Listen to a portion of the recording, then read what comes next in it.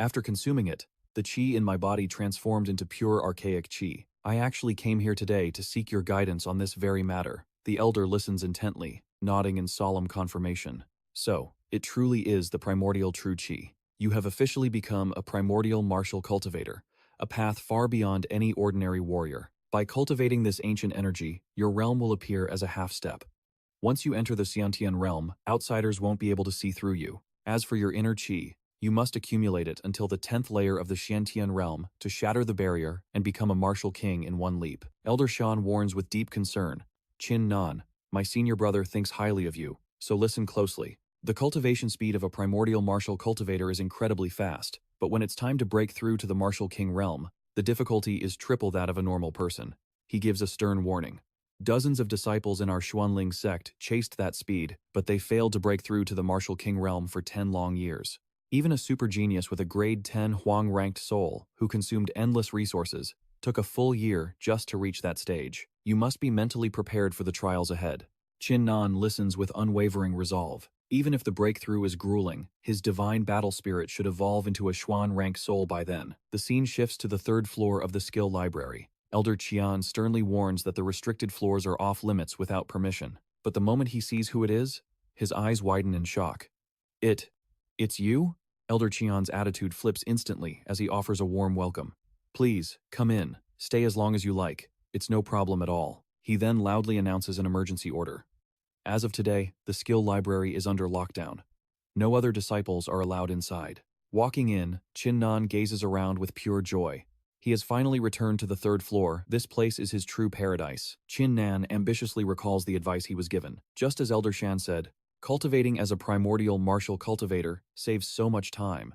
In the 10 days before the martial fortune pavilion opens, I'll master these inner disciple techniques. Outside, the disciples are buzzing with gossip. Hey, have you guys heard the news? An inner court elder named Dong was beaten to a pulp by a young girl a few days ago, and she even robbed all his pills. Others scoff at the news. Is that all? You haven't heard the best part.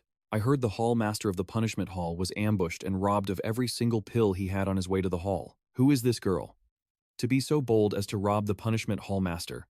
What kind of monster has our sect birthed? Truly, it's better to offend the hall master than to cross her path. Back on the 3rd floor, it is now the 8th day. Qin Nan looks over his progress with satisfaction. He has finished every ancient scroll here, deepening his mastery of martial skills. A bold idea sparks in his mind. With 2 days left, why not refine the 7 deadly sins? He summons the treasures and begins his analysis. Weapons are ranked as Spirit, Haotian, and Xiantian. These 7 deadly sins are currently Spirit rank, but they hide a massive, dormant power within them. If fully awakened, they won't lose to any Haotian weapon. Qin Nan chants the ancient mantra, my blood, my soul into the heavens, bound by my will. He waits in anticipation for the treasure to reveal its true form. For an inner disciple, owning even one Haotian weapon is rare. The 7 deadly sins are 7 blades. If awakened, they would be 7 Haotian weapons, forming a lethal killing array. That power would surpass any ordinary Haotian gear. Qin Nan focuses intently on the blood-refining process to become one with his blades. A surge of power rushes through his veins. It's starting. Qin Nan's inner resolve blazes like a furnace. My martial heart is as solid as a mountain. Even the myths of the continent cannot sway me, let alone these negative thoughts. He pushes his spirit to the limit. Refine for me. After the bond is sealed, Qin Nan declares with triumph, finally, it is done. From today on, you 7 blades shall follow me into battle. Given the chance, I will restore your full Haotian glory and make you more powerful than ever before. He quickly prepares for the next destination. It's almost time. I must head to the training grounds now. Qin Nan strides forward with purpose. Martial Fortune Pavilion, here I come. At the training grounds, the crowd is gathered in excitement. Suddenly, Huanglong's gaze snaps toward the distance. The crowd erupts into a frenzy. Look, that's Qin Nan, the #1 genius of the outer court trials. Just looking at him, you can tell he's exceptional. No wonder he could defeat a 2nd-layer Xiantian expert while only being at the half-step stage. One admirer's heart flutters at the sight, but a skeptic scoffs. Stop daydreaming. What do you mean half-step?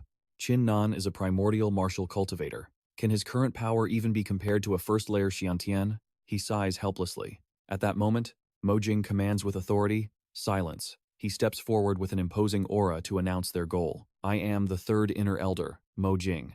By the sect's order, I shall lead the 5 of you to the Martial Fortune Pavilion. Elder Mo Jing caught sight of a familiar figure. He narrowed his eyes, masking his malice with a veil of feigned concern. So, you're Chin Nan? I find myself quite interested in you. The young man replied with calm, composed politeness. It's an honor to catch your eye, elder. But inside, he felt a strange familiarity. Mo Jing's voice suddenly turned into a harsh snarl. Honor my foot, Chin Nan. My son Mo Li had no grudge against you.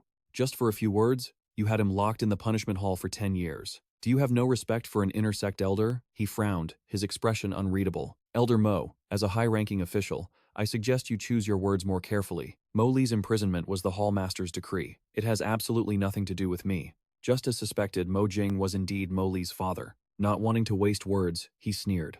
Fine, let's move past that. But as an ancient martial artist, your growth is dangerously fast. I worry you'll succumb to chi deviation before reaching the martial serendipity pavilion. Cutting straight to the chase, he declared, I've come specifically to teach you how to master your techniques. Without warning, Mo Jing lunged, striking Chin Nan's shoulder. Huang Long and Shu. You watched in pure shock. What? No one expected such arrogance to attack Chin Nan immediately. The elder didn't hold back, raining down more blows. That was barely a fraction of my power, yet you couldn't dodge? Your reflexes are pathetic. You need more training. Watch closely. Chin Nan dodged desperately, but the sheer volume of strikes eventually broke through his guard. He crashed to the ground, searing pain radiating through him. Fury burned in his eyes. He would have his revenge.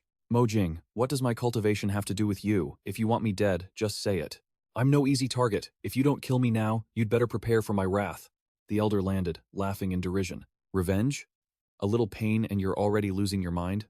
How pathetic.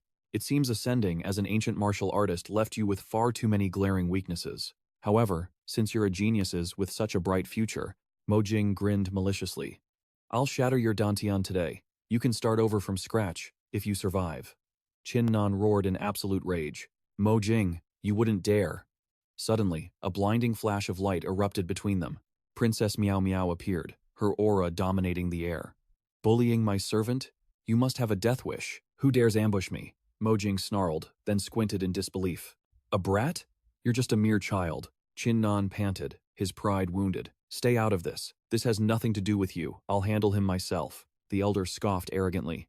I don't care whose daughter you are. Interfering with my business is a grave mistake. Scram now, and I might just let this slide. Meow Meow smirked coldly. Is that so? In a blur, she lunged. The sudden, overwhelming pressure made Mo Jing tremble in terror. You! He gasped, suffocating under the invisible weight. The martial ancestor realm? Impossible. How can a mere child possess the devastating might of a martial ancestor? Without hesitation, she delivered a thunderous slap. Shut your mouth in my presence! The blow sent Mo Jing flying dozens of meters. The onlookers stood frozen in silence. Mo Jing struggled to his feet, face twisted in rage. You dared to strike an elder? As he hissed his threats, Meow Meow's hand was already moving. You're the one who's finished. She slapped the other side of his face before screaming, You old fossil, how dare you lay a finger on my person? She followed up with a barrage of rapid-fire slaps, leaving the elder dazed and the audience speechless. Chin Nan watched in disbelief. Princess Meow Meow, she usually just steals my pills and acts like a tyrant. She's always so reckless. Why is she helping me now? She turned to the elder, demanding, Do you repent? With a face swollen like a pig's, Mo Jing dropped to his knees. I was wrong, please, have mercy on me. Meow Meow huffed with pride. Address me as princess. The coward quickly corrected his tone. Princess, please forgive me. I beg for your grace. She nodded, satisfied. Not bad. Even an old fool like you can learn. Keep this in mind. From now on, you must greet me as princess at least 3 times whenever we meet. By the way, do you have any pills? Let me borrow some. I'll totally pay you back later. Both Chin Nan and Mo Jing stood there, stunned into silence. Then, she declared firmly, Tell whoever sent you. Chin Nan belongs to this princess. Whether you're an elder or a hall master, stay away. Even the sect leader of the Xuanling sect should beware.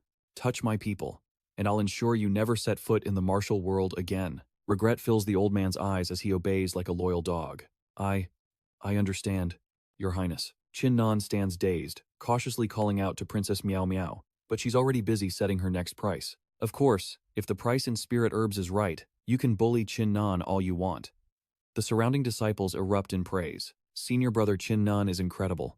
Truly my ultimate idol. Even an inner court elder couldn't touch him. Just how deep is his power? With such a background and a martial ancestor backing him, he's truly terrifying. He gives a forced, awkward smile of gratitude. Thank you for the help earlier. Meow Meow waves him off with arrogant indifference. Don't bother me. Chin Nan shudders, realizing this brat only has eyes for spirit pills. Suddenly, they sense a powerful presence approaching. Someone is coming! This aura feels even more overwhelming than Elder Mo Ching. Tai Yi declares regally. Due to the earlier incident, I will lead you to the Martial Fortune Pavilion. We have wasted enough time already. No more pointless talk. You five, follow me. Chin Nan doesn't hesitate for a second. Let's move. She flashes a mischievous, intrigued grin. Looks like there's more fun to be had. 10 days later, at the Autumn Star Sea in the west of the Helluo Kingdom, Autumn Mountain is a land of legends, bordering the star-filled sea. It is a place of endless monsters, hidden treasures, and unimaginable wealth. Every year, it draws countless warriors seeking a fated breakthrough. The Elder begins to explain the rules. There are 5 days until the Martial Fortune Pavilion opens.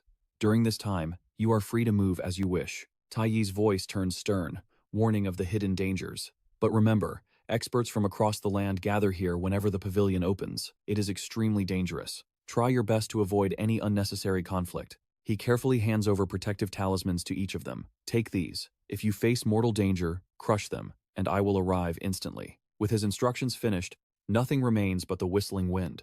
Chin Nan stares at the sky in deep thought.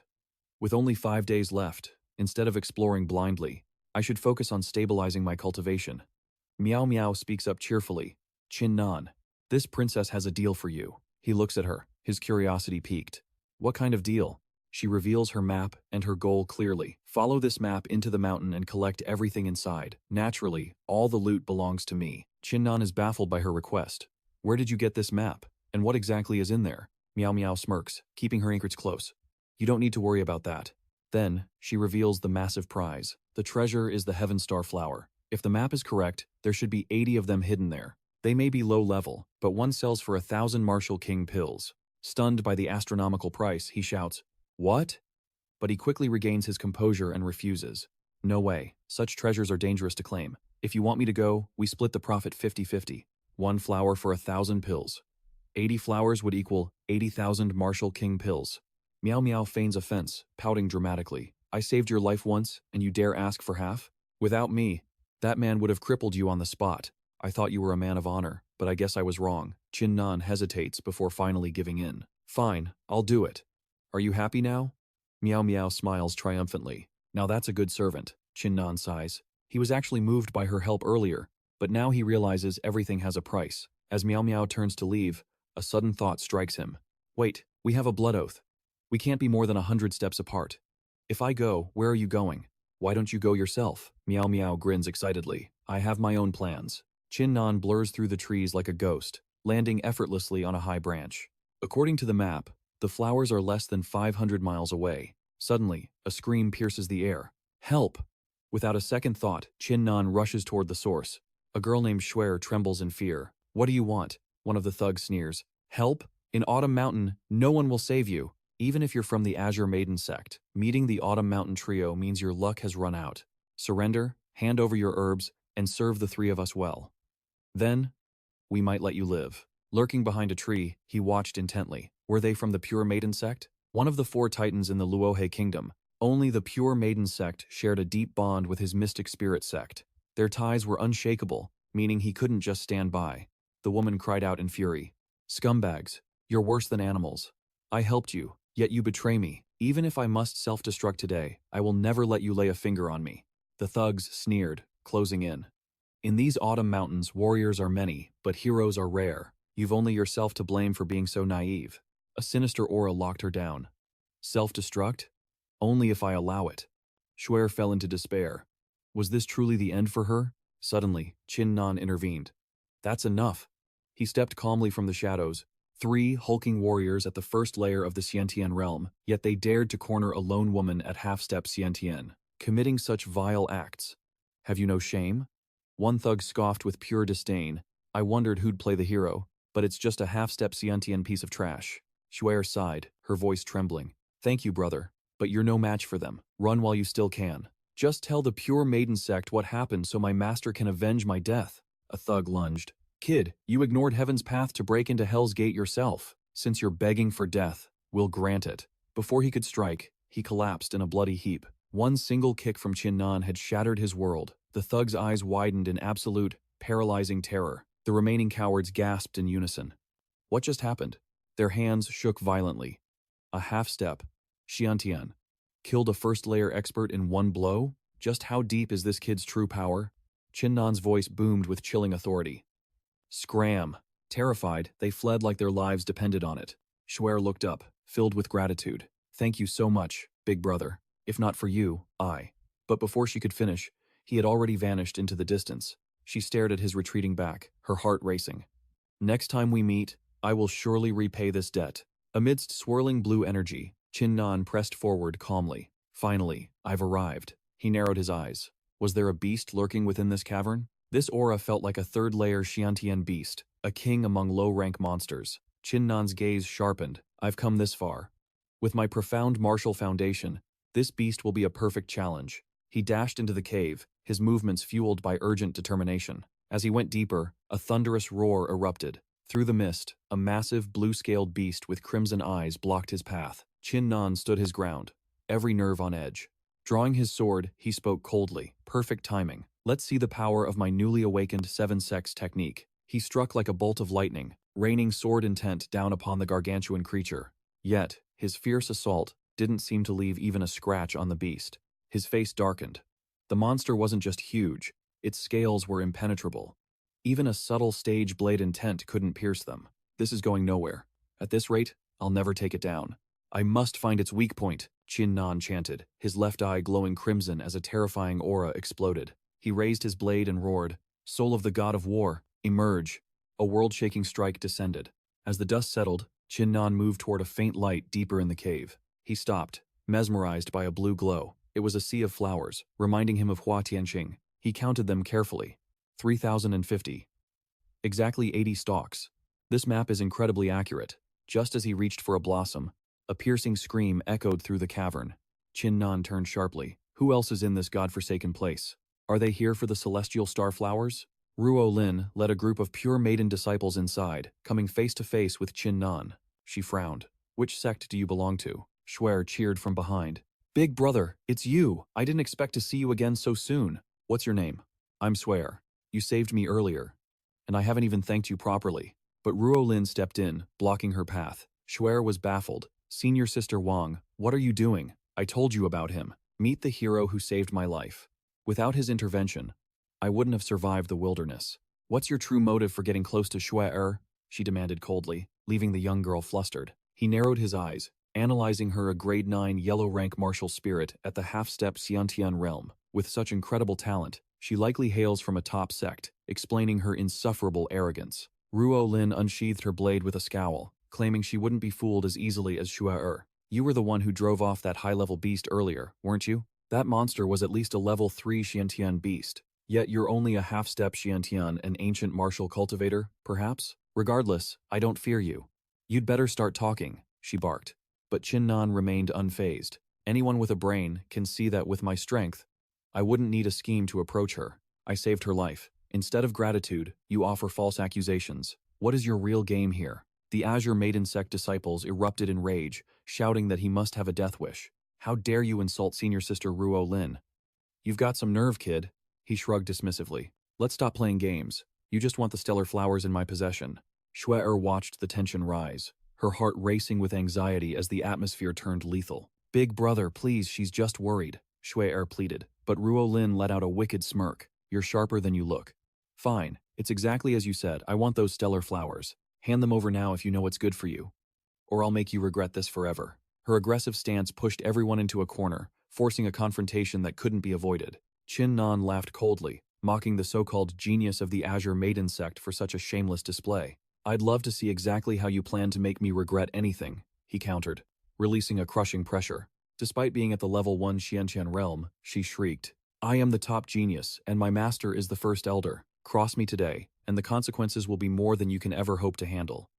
Surrender the stellar flowers now, and I might just let your previous insolence slide. His aura surged even higher as he repeated her words with a mocking, dangerous grin. Show me these consequences then, he challenged, leaving Ruo Lin paralyzed by his small success microcontrol. She couldn't believe her eyes.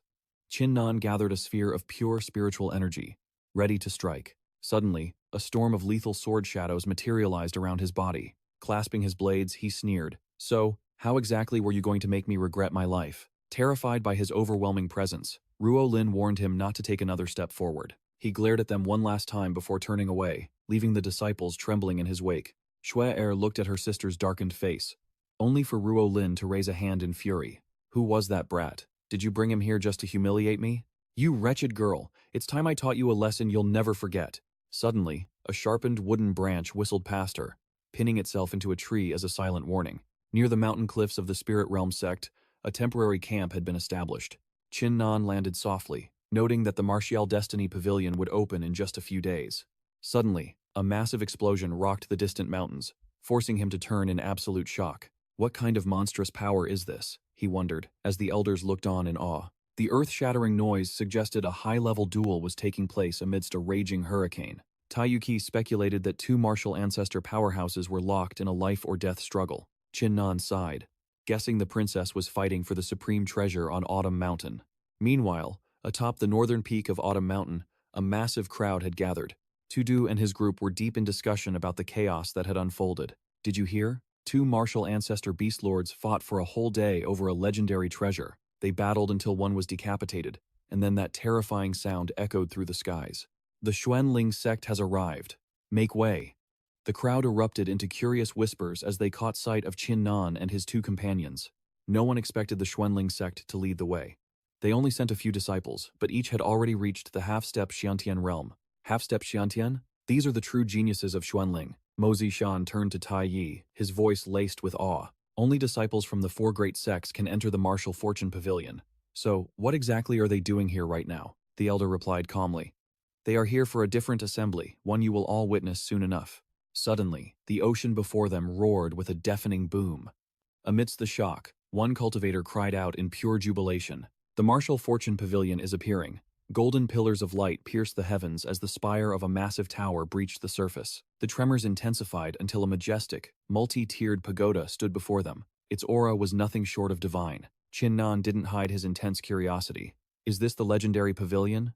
Shudu stood frozen as golden ripples washed over the shore. How could such a mystical structure even exist? Even the usually calm Qin Nan couldn't hide his growing sense of unease. This place radiated a terrifying pressure. With his current cultivation, even the divine battle spirit eye was completely blocked from peering inside. A thunderous roar suddenly cut through the air. The flying sword sect is here. Clear the path or suffer the consequences. A warrior emerged with a legendary blade strapped to his back. The crowd trembled under the weight of his oppressive sword intent. Rumor says every disciple of the flying sword sect possesses a sword martial soul. Their mere presence felt like 1,000 blades at one's throat. Elder Fang stepped forward and shouted toward Tai Yi. Tai Yi, why is a high elder like you here instead of Mo Jing? Why did you feel the need to come here personally? Tai Yi remained unfazed and responded coolly. Watch your tone when speaking to me, Fang. The pavilion has surfaced, and the trial begins soon. I have no interest in petty squabbles. Meanwhile, Qin Nan's sharp instincts flared. He locked eyes with the stranger, an ancient martial artist with a massive reservoir of qi. He's already reached the second layer of Xiantian. Suddenly, Qin Nan received a secret transmission from the second elder. That man is their top disciple, Huang Gui. He wields a grade 10 yellow rank martial soul. His martial talent is nothing short of monstrous. They say he is a wolf in human skin, ruthless and bloodthirsty. Qin Nan gave a silent nod, acknowledging the dangerous rival ahead. The crowd erupted once more. It's the Qing Nu sect. Both Qin Nan and Tai Yi turned their gaze toward the newcomers. Elder Lan's elegant appearance commanded the entire field. As expected of the Qing Nu sect, their beauty is truly legendary. Every single female disciple looked like they had stepped out of a painting. Their grace was unmatched by any other sect. It said their sect leader was once the childhood sweetheart of the Xuanling master. Only a tragic misunderstanding kept them from marrying. A union between these two sects would change the balance of power. Ruo Lin, walking behind, suddenly spotted a face that made her blush. Big brother Huang Gui, you arrived so early. Hearing her voice, Huang Gui didn't hesitate to step toward her. Ruo Lin, it's been far too long. You've grown even more enchanting since our last meeting. Once the trial ends and I take the top spot, come to my room. His suggestive words left her blushing in bashful silence. The surrounding crowd, once cheering, now felt their hearts break. My goddess! They cried out in tearful despair. Suddenly, Xue spotted him and cheered. Big brother! Qin Nan turned toward her, feeling slightly embarrassed by the sudden attention. Before he could utter a word, Ruo Lin's voice turned into a shrill scream. It's you, so you're a Xuan Ling disciple. Brother Huang, this is the brat who bullied me and stole my Skystar flowers. Huang Gui's expression darkened instantly. Is that so? But Shu'er wasn't about to let the lie stand. Ruo Lin, stop your lies. You were the one who tried to rob my brother first. You threatened him because your own strength was lacking. Lies, Ruo Lin shrieked, cutting her off. Shut your mouth. An explosive killing intent erupted from Huang Gui, his predatory gaze locked onto Qin Nan with lethal intensity. Nearby, Shu Du and his group watched the spectacle with wicked delight. They've barely met, and they're already at each other's throats. That girl says you bullied her. As her man, shouldn't you step up and settle the score? This is going to be a legendary showdown. The second elder stepped in, his voice cold. Young man, watch your arrogance. Elder Fang chuckled maliciously as he approached the three of them. Tai Yi, this is merely a dispute between juniors. Surely a man of your status wouldn't interfere and lose face? Disputes between disciples should be settled by their own hands. Elder Lan nodded in agreement with the sentiment. Brother Fang is right. Let the youth handle their own grievances. Elder Fang's eyes glinted with a hidden, calculating scheme. Just like Qin Nan, this man was a formidable ancient martial cultivator. But with a grade 10 Huang-ranked martial soul, crushing this kid would be as easy as breathing. He scanned the crowd. Humiliating Elder Xuan Ling in front of these rogue cultivators was a rare, delicious opportunity. He glared at Qin Nan. Don't expect your elders to protect you. You're an ancient martial cultivator too, aren't you? Out of respect for our shared path, I'll give you one chance. Apologize now, and I'll let you live. Qin Nan didn't flinch.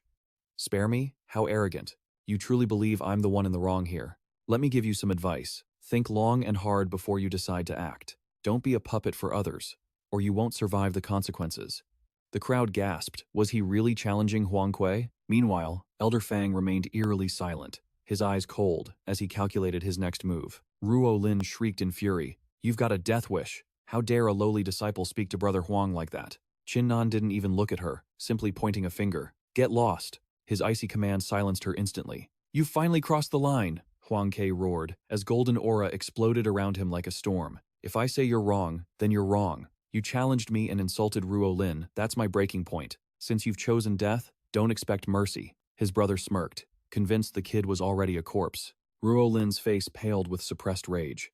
Both men radiated thick killing intent, ready to clash at any second. The onlookers trembled in shock. Such powerful sword intent.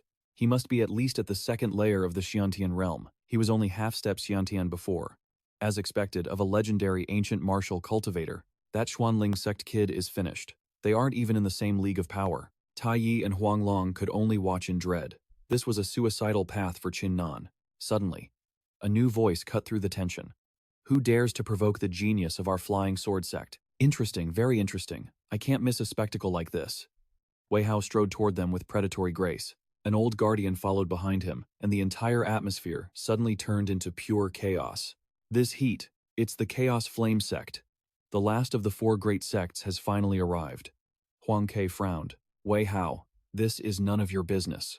A voice echoed through the clearing. Could it really be him? He's actually here. The top spot in the Martial Serendipity Pavilion is definitely his now. I've heard of Wei Hao's legendary fame, and today I finally see why. Tai Yi warned his group about the grade 10 monster. His talent is terrifying. He's already mastered the micro-intent stage, just like Qin Nan. As the son of the Chaos Flame sect leader, his name carries weight across the entire nation. Qin Nan watched the newcomer, his expression turning grave as he sensed the overwhelming power. Wei Hao smirked at the crowd. I'm interested in this drama, so I'm stepping in. Even if you're an ancient cultivator, I'll make you submit. Huang Kui's face darkened with repressed fury. He knew fighting Wei Hao now would ruin his chances in the pavilion, so he chose to endure the humiliation. Wei Hao's eyes drifted to the girl next to him. Huang Ke, that little girl isn't half bad. If I recall, her name is Ruo Lin. Hand her over to me, and we can cooperate. Without a single moment of hesitation, Huang Ke replied, If you want her, she's yours. Ruo Lin froze in utter shock. Huang Ke snapped at her. Following Wei Hao is your only chance. Don't waste it. She realized then that Huang Ke was a coward. Putting on a shy act, she turned toward Wei Hao. Brother Wei, I'll be in your care. Don't worry, there was never anything serious between me and Huang Kui. Wei Hao pulled her into his arms and laughed. Good. From now on, I'll protect you. Anyone who bullies you dies. Elder Fang felt the crushing weight of the situation. Tai Yi began to calculate their increasingly dire odds. Usually, it was Xuanling against Flying Sword. but the balance of power had been completely shattered. With the three sects seemingly forming an alliance, the Xuanling sect was in a devastating, hopeless position. Wei Hao then turned his cold gaze towards Nan. So, you're the brat who dared to defy Huang Kui? Ruo Lin added fuel to the fire. Brother Wei, he's the one who just bullied me. Wei Hao's eyes turned murderous. Break his arms and legs. Teach this Xuanling brat a lesson he'll never forget. A voice cuts through the tension from the opposing side. Offending Huang Gui and that brat Wei Hao from the Xuanling sect will bring unimaginable consequences. Zhang Taiyi roars. Chaotic Flame Gate, do not overstep your bounds. If you dare touch my Xuanling sect disciples, I will make you pay dearly. Elder Lan finally speaks up. Elder Zhang, you know Wei Hao's temper. He only wants to teach this arrogant brat a lesson. Why wage war against the Chaotic Flame Gate for one insignificant disciple? If I were you, I'd look the other way. After all, he's only losing his limbs. He wonders secretly why Zhang Taiyi is so protective. Would he truly declare war on the Chaotic Flame Gate just to save a nobody? Zhang Taiyi's fury erupts. As long as you touch a disciple of my sect, I, this old man, will never back down. Wei Hao's patience snaps. Don't waste words on him. Kill them all. Right then, a commanding voice booms. The Merchant Alliance is here. Stop at once. A group of elite guards marches forward, carrying a magnificent palanquin. The surrounding crowd breaks into a frantic whisper. The Merchant Alliance's entrance is truly grand. Their arrival instantly suppresses the pressure from the great sects. I don't care about their drama. I just need to win my bet. Standing next to Elder Zuo, Wei Hao narrows his eyes in deep thought. Martial King experts are clearing the path while others carry the palanquin. Who could possibly warrant such a massive display of power? Elder Fang turns with a grim expression. The Merchant Alliance has branches across every lower nation. Their true strength is immeasurable. Even the two great Holy Lands dare not provoke them. However, they usually stay out of martial conflicts, focusing only on auctions and gambling. Nan remains calm, his sharp gaze filled with calculation. Even the great Holy Lands are wary of them. The Merchant Alliance's power is truly terrifying. Elder Fang bows toward the palanquin and speaks in a steady tone. May I ask which esteemed lord of the Alliance has arrived? Nearby, Zhang Taiyi and two others also clasp their hands, curious about the mysterious guest. Elder Fang whispers to Nan. Every time the Martial Fortune Pavilion opens, the Merchant Alliance hosts a grand event. They set up bets on which sect disciple will emerge victorious, attracting countless rogue cultivators. Wei Hao, fueled by annoyance, clenches his fists and announces his name with a voice full of resentment. If I recall correctly, the Merchant Alliance remains neutral. Why interfere now when I'm dealing with the Xuanling sect? Suddenly, a gentle and elegant female voice drifts out from the palanquin. Fellow cultivator, do not misunderstand. This humble girl simply has some information. I hope Wei Hao will do me the honor of listening. Hearing that voice, both Zhang Taiyi and Elder Lan are struck with shock, as if hit by a bolt of lightning. A woman? Elder Fang and Elder Zuo are equally stunned. The person inside the palanquin is actually a lady. Wei Hao lets out a cold smirk, his interest piqued. Tell me then. I'm curious to see what news the Merchant Alliance brings. The mysterious woman speaks. I believe the one you wish to target is the outer disciple, Nan, correct? Wei Hao scoffs. So what if he is? Is there anyone I, Wei Hao, cannot afford to offend? Nan stands silently, his expression unreadable as he waits. The woman continues. 3 months ago, Nan's cultivation was only at the 5th layer of the body-tempering realm. After joining the sect, he clashed with the inner disciple Mo Li, who possesses a grade 9 Huang-ranked martial spirit. Yet, in the ensuing battle, he completely suppressed him. The crowd gasps in awe, their eyes filled with newfound respect for the youth. Wei Hao sneers in disdain. He's just a brat with some martial talent who managed to pressure a grade 9 spirit. So what? But as the woman continues, Wei Hao's face begins to darken. Half a month later, during the Xuanling sect's myriad imagery competition, Nan walked 1,000 steps through the mind-warbling bamboo forest, shattering the sect's historical records. He then executed Zi Xiao and took first place. By then, he had reached the 8th layer and mastered the minor success, micro-intent stage. As she finishes, the female disciples of the Qingnu sect tremble in fear. Zhang Tian and his companions also turn pale from the shock. A grade 8 spirit user actually managed to slay a grade 9 genius? Shushan's jaw drops in disbelief. Breaking through 3 realms in half a month and reaching the micro-intent stage? Impossible. While every eye is fixed on Nan, the lady in the palanquin continues her relentless revelation. And just 2 weeks ago, he dominated the outer sect trials, taking the top spot. Our investigation shows that since entering the sect, Nan has become the personal disciple of the Supreme Elder. Furthermore, he is guarded by a martial sect rank expert, likely his secret master.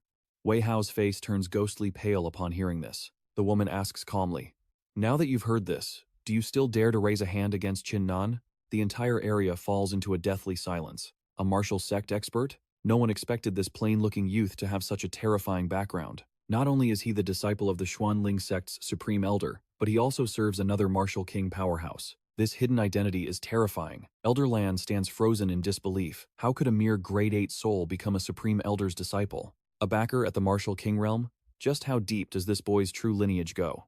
Wei Hao forces a strained smile to break the tension. Brother Qin Nan, please forgive my earlier blindness for offending you. I hope you won't hold a grudge. Later, the Wu Yuan Pavilion will host a grand banquet to formally apologize. Qin Nan coldly shuts him down. No need. It's a trivial matter. Wei Hao immediately shifts to flattery. Yes, exactly, a small matter. Despite the words, Qin Nan's expression remains stern and heavy with annoyance. The trading alliance. Qin Nan muses on how they dared to expose his entire background so publicly. Suddenly, a soft voice drifts from the carriage. Fellow Taoist Qin Nan, I only revealed your identity to prevent a bloody battle. Please, forgive my intrusion. As a gesture of goodwill, please accept this Golden Saint medal. The crowd gasps in shock. The legendary Golden Saint medal? Rumors say this medal grants a 30% discount at all trading alliance auctions and grants absolute VIP status. The surrounding cultivators begin to whisper in hushed, trembling voices. In the entire Luohe kingdom, barely 10 people possess one. It is the ultimate symbol of supreme status. Tai Yi beams with a kind smile. Qin Nan, your luck is truly heaven sent to receive the Golden Saint medal. Before he can finish, Qin Nan's icy voice cuts him off. Sorry, I don't want it. Tai Yi stands paralyzed by the refusal. Wei Hao sneers inwardly. Does this fool even realize what he's rejecting? To decline the Saint medal is pure madness. Silence hangs heavy for several heartbeats before the lady in the carriage finally reacts to the rejection. Nanny Lu snaps. Saintess, this boy is far too arrogant. Let me cripple him so he learns the cost of refusing your grace. Bilan chuckles with a hint of mockery. No need. It is the first time my gift has ever been turned away. This Taoist is far too interesting. She peers out at him, confirming that her secret intelligence was indeed correct. If he believes he is right, he will never retreat, regardless of who stands in his path. A man of true character. Nanny Lu remains skeptical. Could this brat really be as special as the saintess claims? Bilan quickly denies any deeper feelings, yet her eyes linger on him through the curtain. I do admire him, but his martial soul rank is simply too pathetic to ignore. A grade 8 soul, even with grand destiny, peaks at the martial king realm.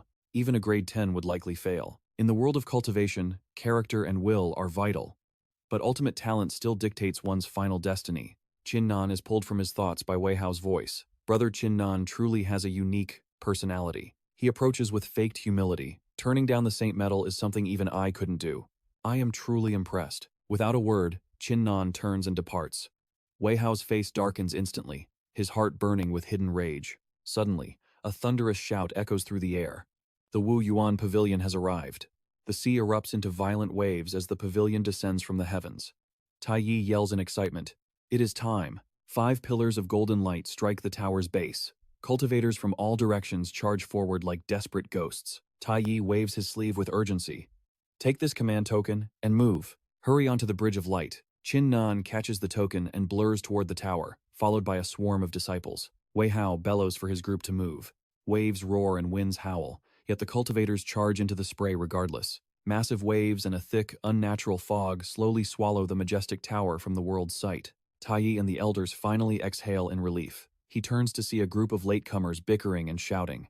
I'm first. Get out of my way. I'm going in first. From the carriage, the saintess speaks clearly. The Trading Alliance possesses a treasure that can broadcast every event inside the pavilion. This is why we can host the gambling dens. 2 cultivators bring forth a massive mirror. This is the Martial Mirror. Disciples from every sect wait in breathless anticipation for the mysterious voice to reveal more. I shall now reveal the intel on the 4 sects' geniuses, before we activate the Martial Mirror's vision. Qin Nan of the Xuanling sect has been discussed. Next is Dai Hu, grade 8 soul, half-step Xiantian realm. This man is notoriously wicked, known for his history of bullying others within the Xuanling sect. Only after Qin Nan taught him a lesson did he finally humble himself. Next, Huang Long, grade 9 soul, half-step Xiantian. As his name echoes, the crowd erupts into whispers. It's Qin Nan again. He might have some skill, but he's still just a grade 8 Huang martial spirit. A nearby disciple sighs deeply, looking at his friend. Don't tell me you're actually planning to bet on him? The mysterious girl ignores the noise around her. Everyone knows Wei Hao of the Chaos Flame sect. With a grade 10 Huang spirit, he's already standing at the threshold of the Xiantian realm. Then there's Rang Lin with her grade 9 spirit, and Xuer at grade 8. Both are elite geniuses poised to break into the Xiantian realm at any moment. Even Tiantian of the Flying Sword sect boasts a grade 9 spirit and half-step Xiantian power, but Huang Gui is the real monster, a grade 10 spirit and a second layer Xiantian expert. His ancient sword technique can even slay those at the third layer. Below the stage, the disciples fall into a heavy, contemplative silence as they weigh the odds. Suddenly, a cultivator steps forward, shouting at the top of his lungs. The Trading Alliance has opened the first round of betting. With a wave of his hand, Qi gathers in the air. Glowing words begin to manifest, floating before the stunned crowd. First trial of the Martial Destiny Pavilion. Odds for Wei Hao and Huang Gui are 1-1. But for Qin Nan? The crowd roars. I'm putting everything on Wei Hao. A nearby disciple shakes his head in disagreement. No, Xuan Quan is the one who will take the top spot. Haven't you heard the rumors? His raw strength already rivals an expert at the fourth layer of the Xiantian realm. Another voice scoffs. Nonsense. I'm betting on Rang Lin just for her beauty. Meanwhile, Elder Fang watches silently from the shadows, his eyes filled with mystery. It seems this Qin Nan's background only grants him a small advantage. A grade 8 spirit won't get him far in the Martial Destiny Pavilion. Here, true talent and raw power reign supreme over family status. Suddenly, the Guardians of the Treasure Mirror roar in unison. It is time. Activate the martial mirror. The crowd leans in, eyes wide with anticipation. It's starting. The screen is flickering to life. What will this first trial be? Inside the pavilion, the atmosphere is suffocating. Suddenly, Huang Gui snaps his head up. Someone is coming. A short, ragged old man appears out of thin air.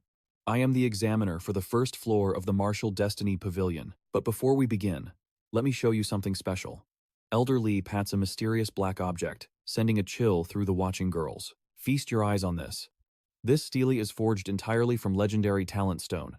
One touch is all it takes. This stone will reveal your ultimate destiny and the heights you will reach in the future. If it glows with the king's light, you are destined to become a powerful martial king. But if it shines with the ancestor light, then the title of martial ancestor shall be yours. Wei Hao stares at the dull black rock with skepticism. To predict one's entire future with a single stone? This is beyond heaven-defying. The old man narrows his weathered eyes, a sly grin creeping onto his face. Now for the rules. Achieve the king's light to pass this trial and claim the pavilion's treasures. Only the top 10 will advance to the second round. Fail to make the cut, and you're out no matter your score. And of course, the one who takes first place will receive a truly legendary reward. But first, a little bonus. Ladies, if you let this old man have a little taste, I'll double your rewards. Sorry boys, no perks for you. Rang Lin and the others turn crimson, screaming in disgust at his utter shamelessness. Tian fumes with rage, shouting back. What kind of trial is this? This is completely unfair. Elder Li just sneers. Who said anything about fair? I am the law here. If you don't like it, come and bite me. Go on, take a bite. If you don't, you're just a coward. The disciples can only seethe in helpless fury. Ignoring their glares, he bellows out. All right, you little brats, let the testing begin.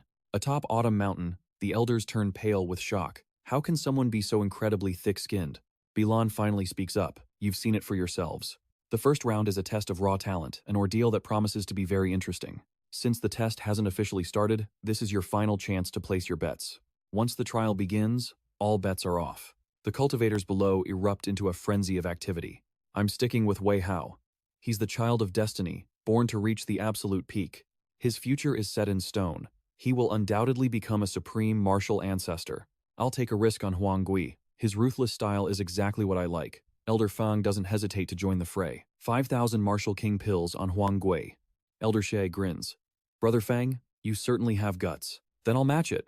5,000 pills on Huang Gui's victory.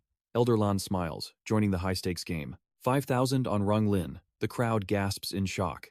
That's an unbelievable fortune of martial king pills. Under the piercing gaze of the elders, Tai Yi had no choice. He reluctantly dipped into his private stash. I bet 5,000 martial king pills on Qin Nan, he declared, though his heart screamed in agony over the impending loss. Meanwhile, Elder Li was busy harassing a female disciple from the Azure Maiden sect. This round's rewards were truly massive. If you want double the prizes, just let this old man have a little touch and a kiss, he leered shamelessly. Disgusted, she ignored him and touched the testing stone. Elder Li gasped as the king's path light erupted. She had the potential of a martial king. Little girl, just one kiss and I'll double your rewards right now, he persisted, refusing to give up. Opportunities like this are rare. Others beg for this, and I refuse them, the girl snapped back. Not interested. As the male disciples followed, Elder Li merely yawned. More King's Path lights appeared, until it was finally Huang Gui's turn. The crowd buzzed with anticipation. Everyone was curious about what heights this famous genius would eventually reach. Huang Gui stepped up with absolute confidence. As his hand touched the stone, a crushing wave of pressure exploded outward. The onlookers gasped in shock. Huang Gui's future was set for the legendary martial sect realm, a future martial sect powerhouse. With a yellow-grade 10th rank martial spirit, this was almost expected. Elder Fang nodded in satisfaction, watching the display. This talent was truly something special. Elder Zhang, it seems your sect's Huang Gui is destined for greatness in the martial sect realm. Elder Li's attitude shifted slightly. Not bad, kid. You've got talent now, put in the work, and keep striving. Basking in the praise, Huang Gui sneered. What did Qin Nan's powerful background matter now? With a mere 8th rank spirit, Qin Nan might not even make the stone glow. Then, Wei Hao laughed. Finally, my turn. Curiosity piqued. Both Wei Hao and Huang Gui held the legendary yellow-grade 10th rank spirits. People wondered if Wei Hao could surpass his rival. This was a clash of the ultimate geniuses, with no clear winner. The moment Wei Hao touched the stone, a familiar, powerful pressure surged once more across the arena. The crowd expected another martial sect result, until someone screamed, "Wait! Look at the stone! It is changing!" The power emanating from the stone far eclipsed Huang Gui's. Everyone stared in shock as the imperial light blazed forth. Heavens! It's the imperial light. Does Wei Hao have the potential to reach the martial emperor realm? In the entire Luo He kingdom, a martial emperor was unheard of. Elder Li leaned in, his interest fully piqued. Impressive, boy. Fate smiles upon you. You have a chance to reach the peak of the martial emperor realm, but you must seize this destiny, or it will slip through your fingers. Even Bilan stood frozen in shock. A potential martial emperor. In the Luo He kingdom, only the top disciples of the 4 great sects could hope to challenge him. It seemed the first round of the Martial Serendipity Pavilion was already decided before it even ended. First place is definitely his. The crowd erupted, stunned by Wei Hao's monstrous and terrifying talent. To think he could break through to the martial emperor realm. I'm so glad I bet on Wei Hao. Others lamented. I should have bet on him. He's guaranteed to take the top spot in this exam. Elder Zuo laughed triumphantly. Elder Fang, I'm afraid our young master Wei Hao has already won this match. Elder Fang gritted his teeth in humiliation, while Tai Yi sighed, realizing he'd just thrown away 5,000 pills. Instead of a massive win, he was looking at a total loss of 10,000 pills. Wei Hao, meanwhile, was gloating. Do you see, my lady? Your man is on a whole different level compared to that Huang Gui. Serving me is the greatest honor you could ever have. Ruo Lin looked completely mesmerized by his overwhelming power. Annoyed by the display, Elder Li barked at the remaining candidates as the beauty walked away. Hey, is the last of the 5 not going to test? Don't waste my precious time and get out. Huang Gui joined in the mockery. Qin Nan, with your incredible background, let's see what you've got. Wei Hao added fuel to the fire. Why so quiet? He's the disciple of 2 great martial sect experts after all. With an 8th rank spirit, surely his future is limitless. He might even take first place, right? Well said, my love. Wei Hao smirked. In my eyes, Brother Qin Nan must be at least martial emperor level. Who knows? Maybe he'll even surpass the martial emperor realm entirely, they mocked with biting sarcasm. Qin Nan's brow furrowed in clear disgust at their arrogance and endless taunts. Huang Long's face darkened, while the other companions worried that Qin Nan's talent might not match his legendary background. His martial talent defies every known logic, yet his martial spirit is stuck at yellow grade 8. A ceiling looms over his future. Undeterred, he steps forward and touches the testing stone. Elder Li frowns in confusion. No reaction? Not even a hint of the martial king realm? It seems round 1 is over, but Qin Nan remains eerily calm. Senior, please, let me try one more time. He stares at the stone, knowing his divine battle spirit has reached yellow grade 10 with the power to evolve infinitely. There is no way his legend ends before even reaching the martial king realm. Only one explanation remains. This testing stone must be malfunctioning. Qin Nan channels his spiritual energy, roaring for the stone to ignite. Still, the cold silence remains. Mocking laughter erupts from the crowd. Senior Qin Nan, why struggle? Your fate is already sealed. You are destined to never reach the martial king realm. Testing again is just pathetic and shameful. He refuses to yield. Senior, I must try again. Once more, he reaches out in desperate hope. Let me try again. His relentless persistence leaves even the high elders stunned. He pleads for another chance, but Wei Hao loses his patience. Face reality. You're trash. Now get lost. Do not waste another second of our precious time. No matter who backs you, I, Wei Hao, will make you pay for this arrogance. He ignores the threats, hand still pressed against the stone. Senior, please, one more try. Elder Lai's voice thunders with rage. Enough. You have been granted more chances than any other. 6 times you have failed. Desist now, or face the consequences of my wrath. Do not force my hand within the Wu Yuan pavilion. The crowd hisses. Is this kid insane? He clearly cannot handle the truth and has lost his damn mind. It is useless. Elder Fang lets out a sharp, mocking sneer. Some people just do not know their place, relying on status while clinging to false hope. Xuan Taiyi turns pale from the shame. Damn it, Qin Nan, isn't failing the test enough embarrassment? Elder Li blocks his path. Accept your reality and step down at once. The Wu Yuan Pavilion has sacred rules. I will not allow you to mock them any longer. Qin Nan's eyes blaze. One last time. If I fail, I will cripple my own cultivation and meridians. His absolute conviction freezes the elder in his tracks. The crowd gasps in pure horror. What? His allies stare back at him in utter disbelief. He stands before the stone, mind racing. With the divine battle spirit, this failure is mathematically impossible. Does this stone measure raw talent, or does it weigh the fickle hand of destiny? With the support of Elder Dan and Princess Miao Miao, his fortune should be skyrocketing. Could it be that the divine battle spirit is simply too powerful for this stone to comprehend? If that were true, the stone should have shattered, just like during the previous test. Qin Nan places his hand on the cold surface. Silence. Huang Gui sneers. Still clinging to a fantasy? If you are so eager to become a cripple, then let the heavens grant your wish. His friends can only sigh in grief while the audience watches with growing pity. Why throw it all away? Why gamble your entire future on a single, impossible moment? Even without reaching the martial king realm, his current strength is already legendary for his age. A tragic waste of genius. Xuan Taiyi rubs his temples in exhaustion. Just let it go already. Bilan watches with a heavy heart. She had always admired Qin Nan's unyielding pride. He never bows to anyone, yet here he is, betting his very life against a certain defeat. This isn't bravery. It is madness fueled by a pride that refuses to accept reality. It's clear now Qin Nan has snapped. He simply cannot face the truth of his own limits. Elder Li speaks with finality. The verdict is in. Now, prepare to sever your own meridians as promised. Since you defied the sacred rules, I shall personally strip away your cultivation and everything you possess. Suddenly, Qin Nan burst into a mocking laughter that made the elder frown in suspicion. What are you laughing at? He barked, as the youth pointed at the stone, ridiculing its sheer absurdity. This so-called qualification stone was nothing more than a hollow decoration, completely incapable of measuring one's true potential or future achievements. A person's destiny cannot be dictated by a machine, nor can it predict the heights one might truly reach. Success is forged through one's own choices, an indomitable will, and the whims of fate itself. My ambition is boundless, and my path is eternal. How could a mere pebble ever hope to decide my future? As those words left his lips, the stone erupted in a blinding golden radiance that flooded the courtyard, forcing Elder Li to shield his eyes from the glare. Elder Li looked up in sheer terror. Wei Hao stammered as he recognized the monarch Dao light, while the spectators gasped in utter disbelief. What was happening?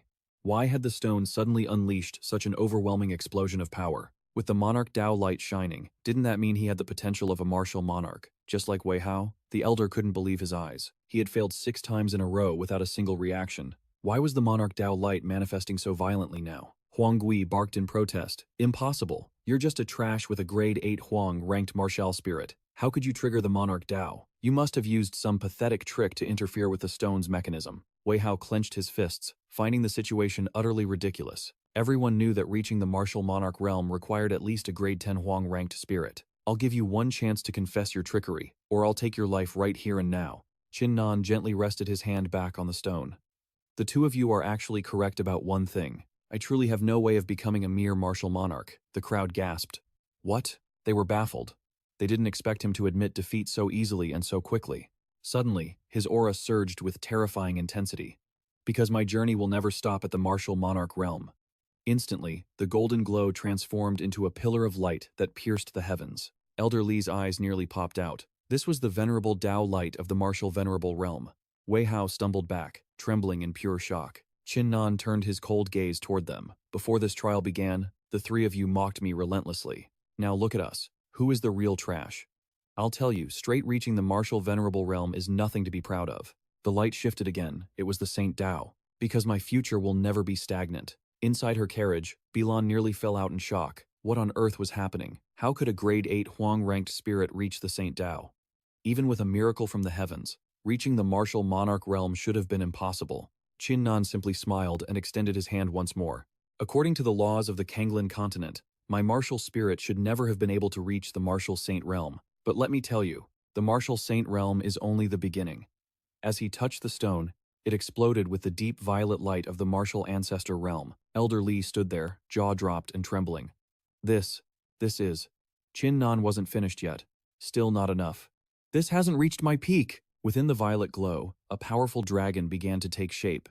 The legendary Emperor Dao Light. Ruo Lin staggered, unable to believe her eyes. The martial Emperor realm, Qin Nan smirked and asked, "Do you think I'll stop at the Emperor realm, or shall I go further?" Shu Yu stood frozen like a statue, his voice a faint, disbelieving whisper. Above the Emperor. Wouldn't that be a martial god? Does such a thing even exist? Inside the martial serendipity pavilion, Elder Li stared at the stone with a voice shaking with dread. The Emperor Dao Light solidified. The martial Emperor realm. He truly is a future emperor. A martial emperor was a being that stood at the absolute pinnacle of the entire continent. But while everyone was still reeling from shock, Qin Nan remained standing, his hand still on the stone without a hint of satisfaction. So what if I'm an emperor? He funneled every ounce of his physical strength into his palm. Lightning crackled in his eyes as he roared with absolute conviction. How could my destiny ever be limited to the Emperor realm? Immediately, the surrounding spiritual energy gathered into a violent vortex, swallowing the entire space in a chaotic storm. With a thunderous cry, his power exploded as his battle spirit awakened, releasing a crushing pressure. My path leads only to the absolute peak, above all others. In that instant, the stone flared with a divine radiance. Golden waves of the god Tao crashed through the hall like a celestial tide. The atmosphere outside felt like it was about to combust, as horrified screams erupted from the crowd. A martial god. Satisfied with the display, Qin Nan exhaled slowly, his calm voice echoing through the grand hall. I'm sure you're all wondering how a measly grade 8 Huang-ranked martial spirit could ever hope to achieve the legendary rank of a martial god. He turned around, his eyes burning with an unshakable and arrogant confidence. Allow me to enlighten you. My future achievements may reach heights the martial king realm cannot touch. I might become a martial god, or even surpass that legendary state. Everything in the future is ever shifting. Every single word spoken, and every action taken, even a pause for a split second can alter the destinies of countless souls. Therefore, the future is unpredictable, and no one can truly know what lies ahead. His voice grew increasingly steady, each word vibrating with an invisible pressure that struck deep into their hearts. This so-called talent stone is nothing more than a common, ordinary rock, and this is the true trial of the martial fate pavilion. With a casual flick of his finger, the stone shattered into pieces, the sound echoing with pride. A person's destiny cannot be foretold. My future is a realm of infinite possibilities. Witnessing such a shocking display, Elder Feng and Elder Zhang stood frozen, completely speechless. It was only when Elder Zhang finally snapped out of it that he burst into hearty laughter, pure joy beaming from his face. Qin Nan took first place. He truly is the peerless genius of our Xuanling sect, as expected of the disciple of two great martial ancestors. He then turned to the scowling elders with a mocking, triumphant smirk. It seems our Xuanling sect has claimed victory once again this round. Of course, do not be too heartbroken. Huang Kui and the Qingsu disciples were not bad. Elder Zuo gritted his teeth, his voice heavy with suppressed fury. Don't celebrate too early, Elder Zhang. There are still 2 rounds remaining. From her distant carriage, Bilan watched in silence, her eyes flickering with shock. To think everyone believed destiny was set, even I misunderstood your true potential. You did the exact opposite of what everyone expected. Seeing through the trial's true nature is truly impressive. She peered through the curtain, her gaze growing deep and intrigued. It is a pity such a talent belongs to the Xuanling sect. Meanwhile, Elder Li stood motionless within the martial fate pavilion. He seemed to finally grasp the profound weight behind those words as he whispered to himself, "The future is infinite possibility." Well said.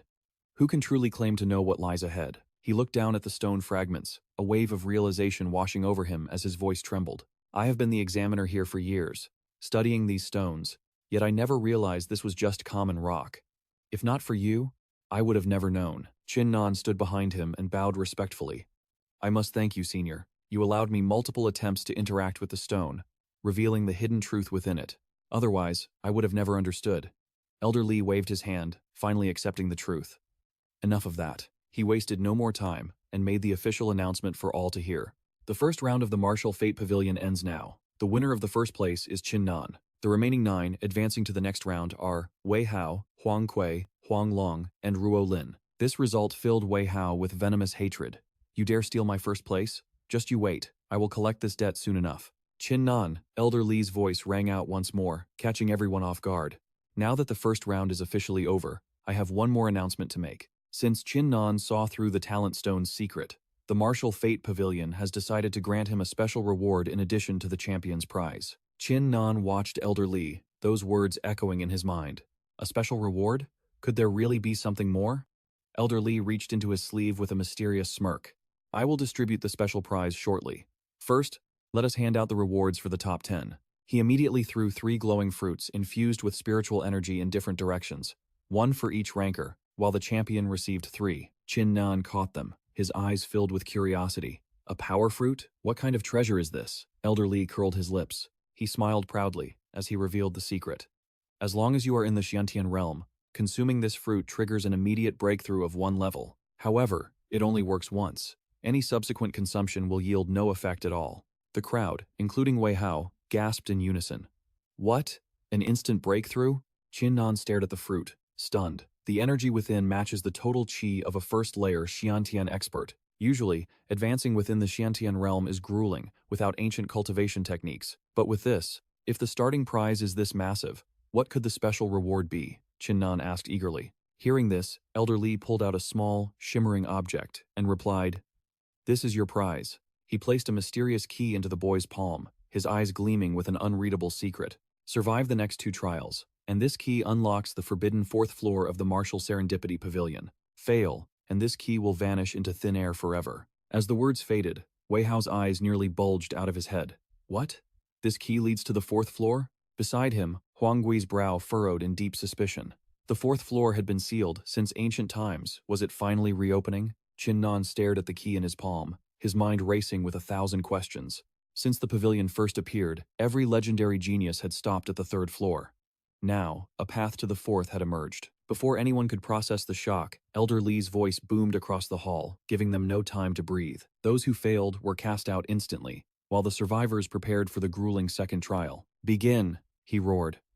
Brilliant pillars of light erupted from the floor, engulfing the disciples in a blinding flash. An instant later, they materialized on the 2nd floor. Elder Mo stood waiting, his hand resting on a massive stone pillar. This is the 2nd round, a trial of absolute, raw strength. No tricks, just power. The top 5 will advance to claim their rewards. The bottom 5, you leave the pavilion empty-handed. He hurled the massive pillar forward. It slammed into the ground with a bone-shaking thud that made everyone tremble. This is the strength pillar. Strike it with every ounce of your soul to reveal your true power. Now, who dares to go first? Meanwhile, outside the pavilion, a massive betting board flickered to life in the sky, announcing the Martial Serendipity Grand Competition. The odds for Wei Hao and Huang Gui were set, but the crowd gasped as Qin Nan's numbers began to skyrocket. In an instant, the entire plaza erupted into a frenzy of whispers and shouts. Look at Qin Nan's odds. With his ancient cultivation, his raw strength might even surpass Wei Hao's. He's the dark horse. I'm putting all my money on Qin Nan for this round. Tai Yi watched the board, calculating his moves. If Qin Nan passes this, he's headed for the mysterious 4th floor. If everything went smoothly, Qin Nan would be the first in history to step into that legendary realm. As Tai Yi lost himself in thought, a sudden, confident voice made him jump. Princess Miao Miao had appeared. This princess bets 1 million Martial King pills on Qin Nan. Under the stunned gazes of the crowd, Miao Miao just shrugged her shoulders. What? Is 1 million supposed to be a lot? Why are you all staring at me? Tai Yi rushed over, bowing low with a trembling voice. Princess, you shouldn't. Before he could finish, Miao Miao delivered a swift kick to his shin, her eyes flashing dangerously. Can't I be here? She turned and shouted toward the carriage. Does the Trading Alliance refuse my gold? Or are you saying you don't respect this princess at all? Inside the ornate carriage, a voice finally drifted out. Bailan spoke with a calm that chilled the air. The Trading Alliance welcomes every wager, no matter how bold. Princess, are you absolutely certain you want to risk 1 million pills on Qin Nan's victory? Miao Miao smirked and tossed the heavy bag of pills forward with effortless confidence. Of course, he is my servant, after all. There is zero doubt that he will be the champion. Bilan raised a hand, sending out a wisp of spiritual energy to inspect the contents of the bag. It was confirmed exactly 1 million high-grade Martial King pills. The massive bet was officially locked in. The crowd was paralyzed with shock. their eyes glued to the mysterious girl who treated a fortune like pocket change. 1 million pills. For a servant. Who exactly was this girl, and what was her connection to Chinnan? Back inside the Marshal Serendipity Pavilion, the trial of power officially commenced. Li Hui stepped up first, channeling his inner force into a devastating punch. The pillar flashed. 1,500. Seeing the first result, Elder Mo added a final warning to the gathered disciples. The maximum limit is 9,999. Let the rankings be decided. Next, Huang Long didn't say a word. He summoned his martial spirit, his aura exploding as he lunged toward the pillar. The number spun wildly before settling. 3,200. Next, Elder Mo shouted. Ruo Lin stepped forward with an air of absolute grace, a glowing orb of spiritual energy swirling in her palm. As her hand made contact, the pillar erupted in a blinding, violent light that forced everyone to shield their eyes. 3,500 power. Wei Hao's aura flares as he channels the artifact's might. Determination blazes in his eyes. Watch closely, he growls, his energy exploding. Scorching flames envelop his fists, sending the surrounding temperature skyrocketing. Heaven-Earth grade, eternal flame body. Wei Hao lunges, slamming his fist into the pillar with an earth-shattering strike. As the pillar glows, Elder Mo's voice rings out, 5,100 power. The crowd erupts into a frenzy of whispers and awe. Wei Hao is truly a monster.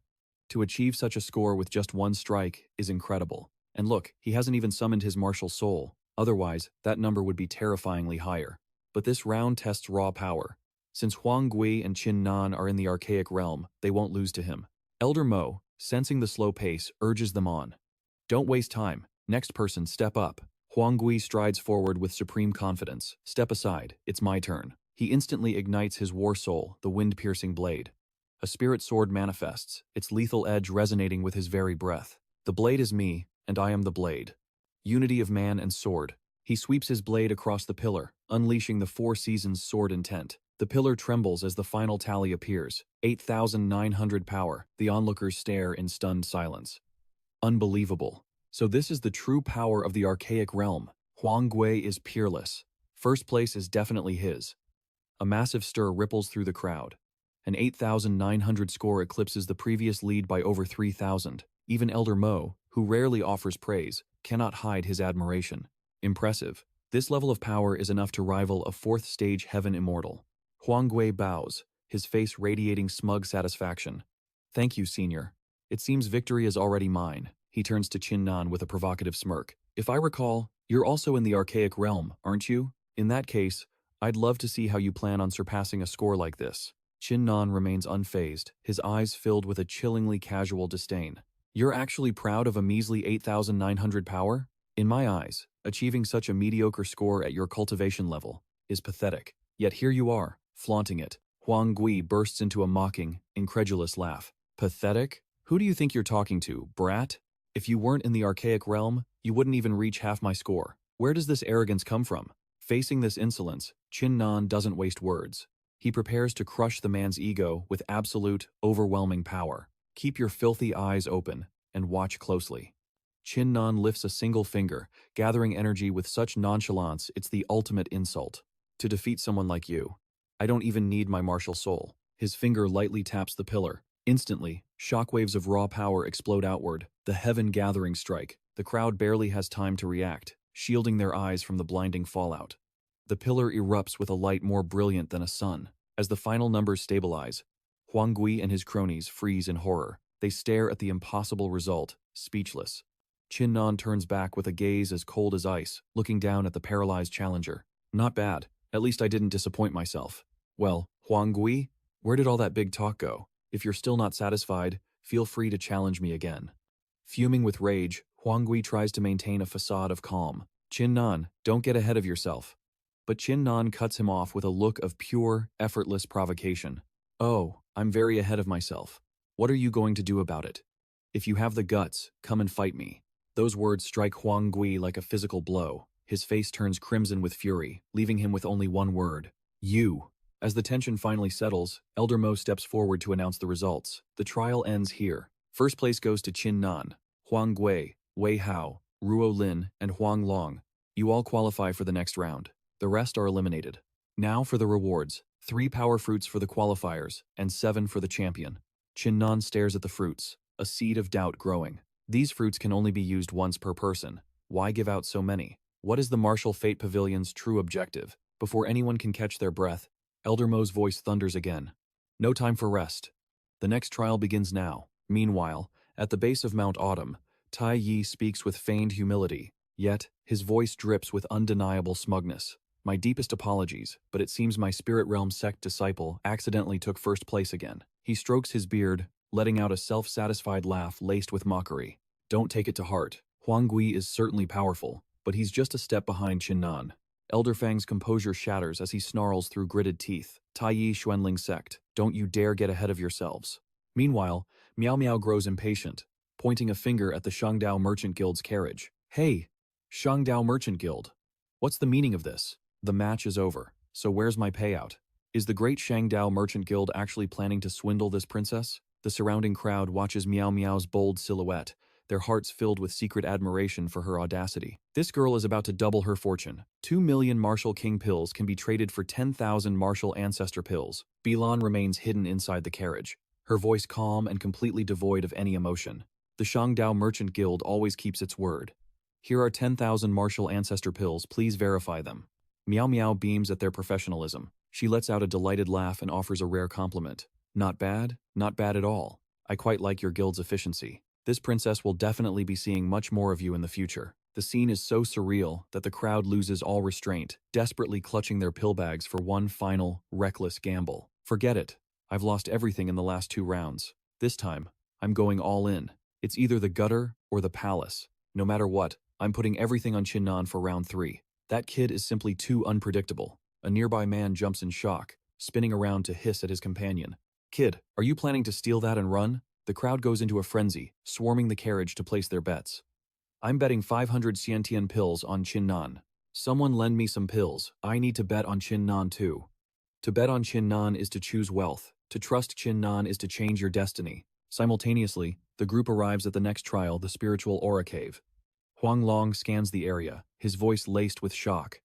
Is this the third trial? Right then, the sound of a cane echoes as Granny Lee slowly emerges from the depths of the cavern. Hearing the soft thud of wood against stone, Qin Nan turns instinctively as the old woman halts, her voice ringing out with steady authority. First, this old soul congratulates you all for reaching the 3rd round. As you can see, the aura here is incredibly dense and perfect for cultivation. Thus, the theme for this 3rd trial is cultivation speed. Granny Lee gestures toward 5 mats and continues her explanation. There are 5 meditation mats placed right here. The 5 of you will sit upon them and exert your full power to absorb the spiritual aura within this cave. In the time it takes for 3 incense sticks to burn, whoever absorbs the most aura shall be declared the victor. Furthermore, violence is strictly forbidden. There can only be one winner. Qin Nan freezes for a moment, surprised. A contest of cultivation speed? This round is a direct battle between their martial spirit ranks. Outside, Tai Yi's expression instantly darkens with intense anxiety. Damn it. Of all things, why did the theme for the 3rd round have to be this? In contrast, Elder Fang is purely ecstatic, letting out a series of mocking sneers.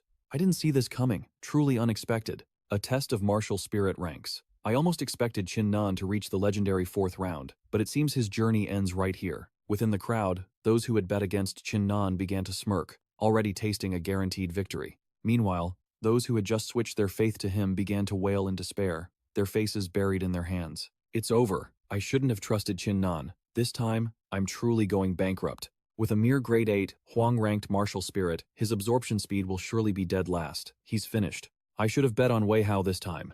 Seeing the tides turn, the Shangdao Merchant Guild's referee shouts with poorly hidden excitement. This round is getting interesting. The odds for Huang Ke are 1-1. Wei Hao is 1-1. Huang Long is 1-3. And Wang Ruolin is 1-3. He pauses for a beat, emphasizing the final name. Qin Nan is 1-10. Before the referee's voice even fades, he adds a final spark to ignite the atmosphere. Fellow cultivators who haven't bet yet, now is your chance. Hearing those odds, Miao Miao doesn't hesitate for even a single second. She makes her move instantly. This princess bets on Qin Nan's victory 3 million Martial King pills. The declaration leaves everyone speechless, their jaws dropping in utter disbelief. Seeing the confused stares directed her way, Miao Miao remains nonchalant, giving a playful wink. Hey, what's with those looks? This princess bets on whoever she wants. I have the money, and if you don't like it, you'll just have to deal with it. Bailan maintains her polite tone, asking for clarification. Princess, let me confirm one more time. Are you certain you want to wager 3 million Marshall King pills on Chin Nan? Meow Meow laughs, cheerfully tossing the pill bag over. You're a sensible girl for calling me princess. Of course I'm betting on Chin Nan. It's confirmed and final. He is my servant, after all. If even this princess doesn't believe in him, then who possibly would? Elder Fang smirks from afar, his eyes gleaming with cold satisfaction. That bet is a lost cause, he thinks. Betting on that brat? You're about to learn that some investments never pay off. Inside the trial grounds, Huang Gui senses an opening and instantly launches a verbal assault. Didn't see this coming, did you, Chin Nan? This third round is about martial soul ranks. Your raw strength means nothing here. In this round, you are destined to crawl at the very bottom. Wei Hao jumps in, his voice dripping with mock sympathy and razor-sharp sarcasm. What a pity. If the third round were anything else, you might have had a prayer. Now, you're finished. Behind them, Huang Long ponders. If Chin Nan truly possesses an 8th grade Huang rank soul, no one can stop him. On the sidelines, Granny Li's patience wears thin, her voice booming through the cave. If you don't start this trial now and keep wasting my time, I'll fail every single one of you. Nobody cares about your petty squabbles. Sit down and focus. Chastened by her outburst, everyone quickly takes their positions. Huang Long is the first to move. Witness my power. He channels his energy, aura spiraling around him like a violent cyclone. Ruolin watches, stunned by his explosive cultivation speed. Not wanting to be outdone, she shifts into her stance and ignites her martial soul. I won't be left behind! From the rear, Huang Gui analyzes her Jade Zither soul, a power that uses music to bewitch. But within seconds, he brushes them off, his mind already moving past his rivals.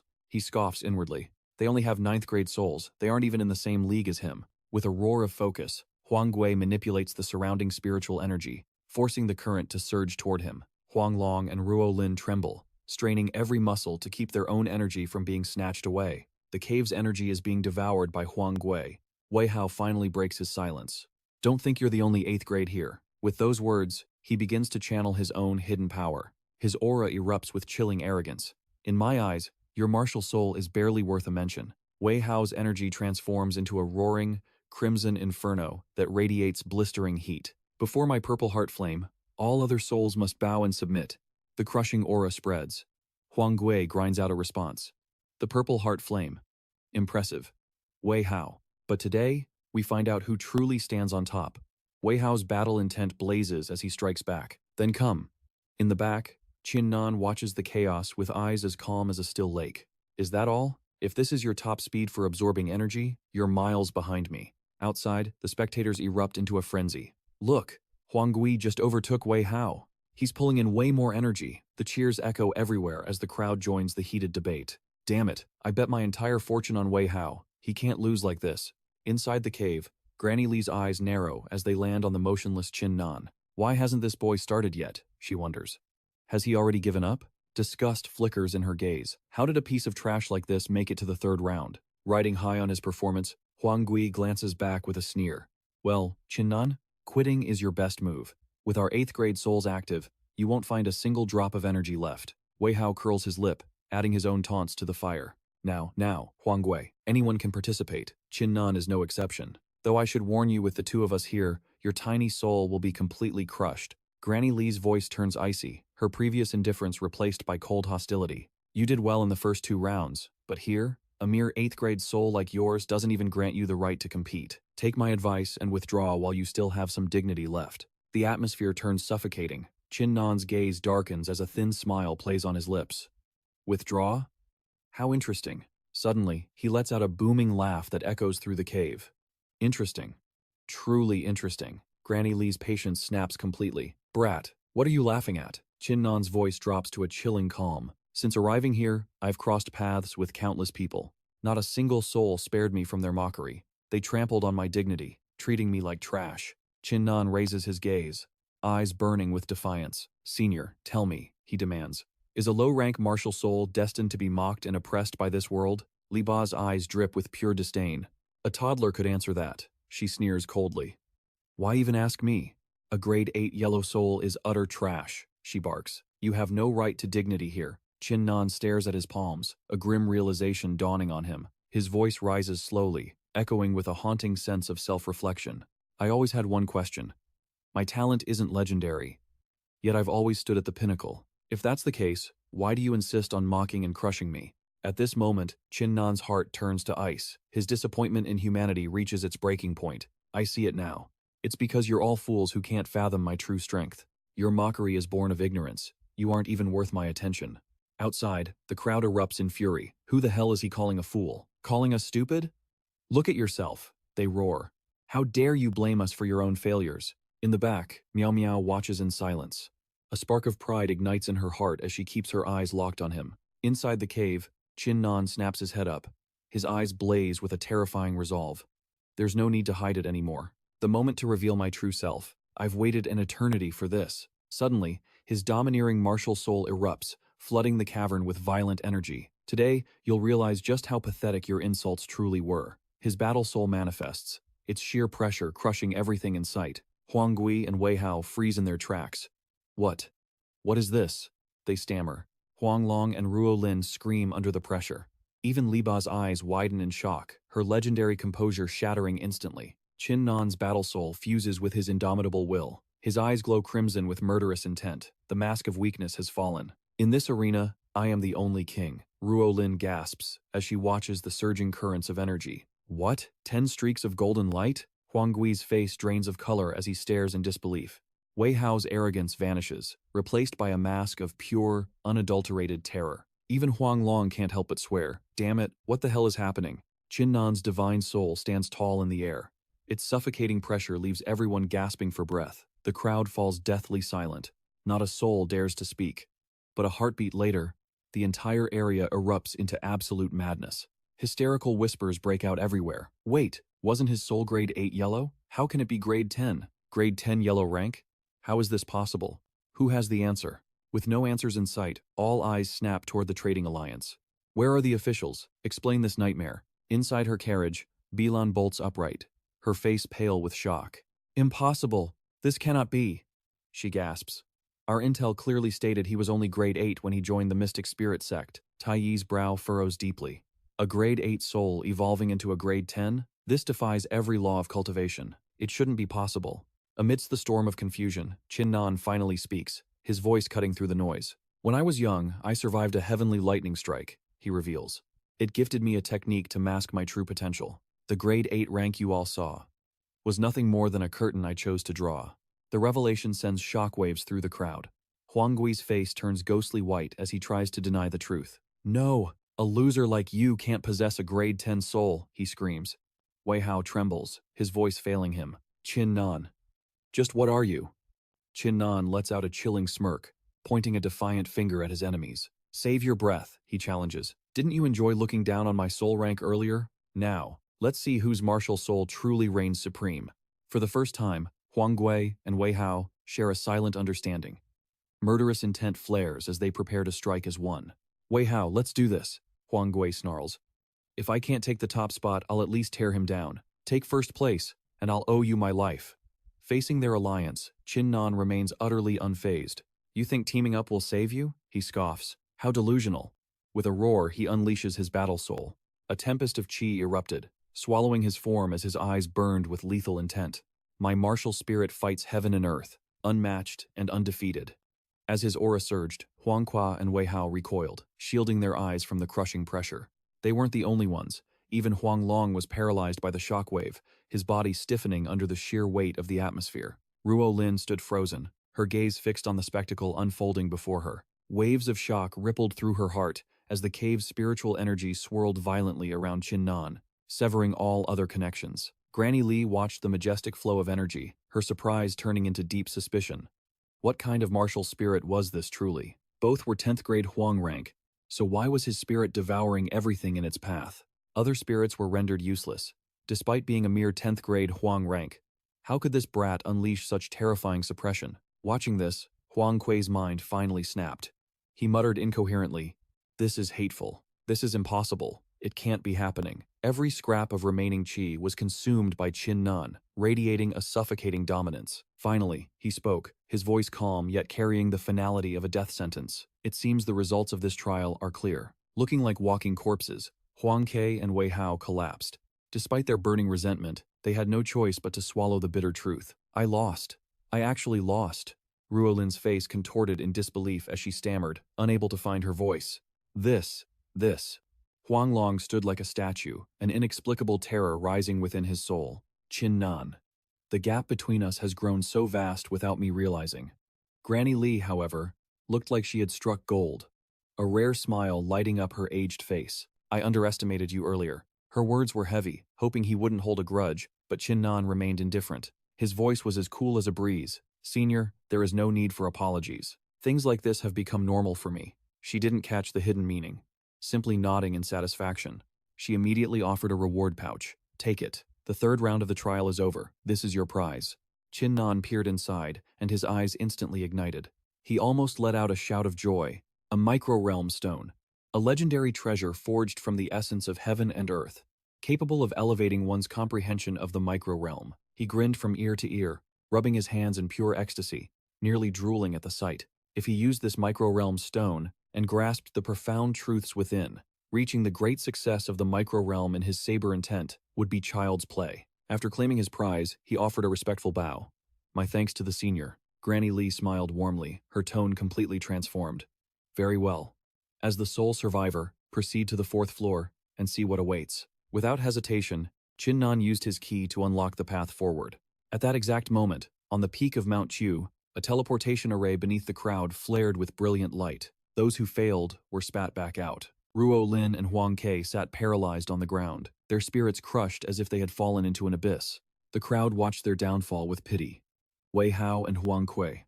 What a tragic waste of talent. Suddenly, someone pointed at the crystal screen and screamed, forcing everyone to turn their heads. Qin Nan has entered the fourth floor. Hurry. Let's see what challenges await him there. Qin Nan's image appeared for a brief second before the screen was suddenly obscured by a glowing red word. Forbidden. The entire crowd froze in shock. What the hell? Why did the broadcast stop? The crowd erupted in frustration, pointing and shouting.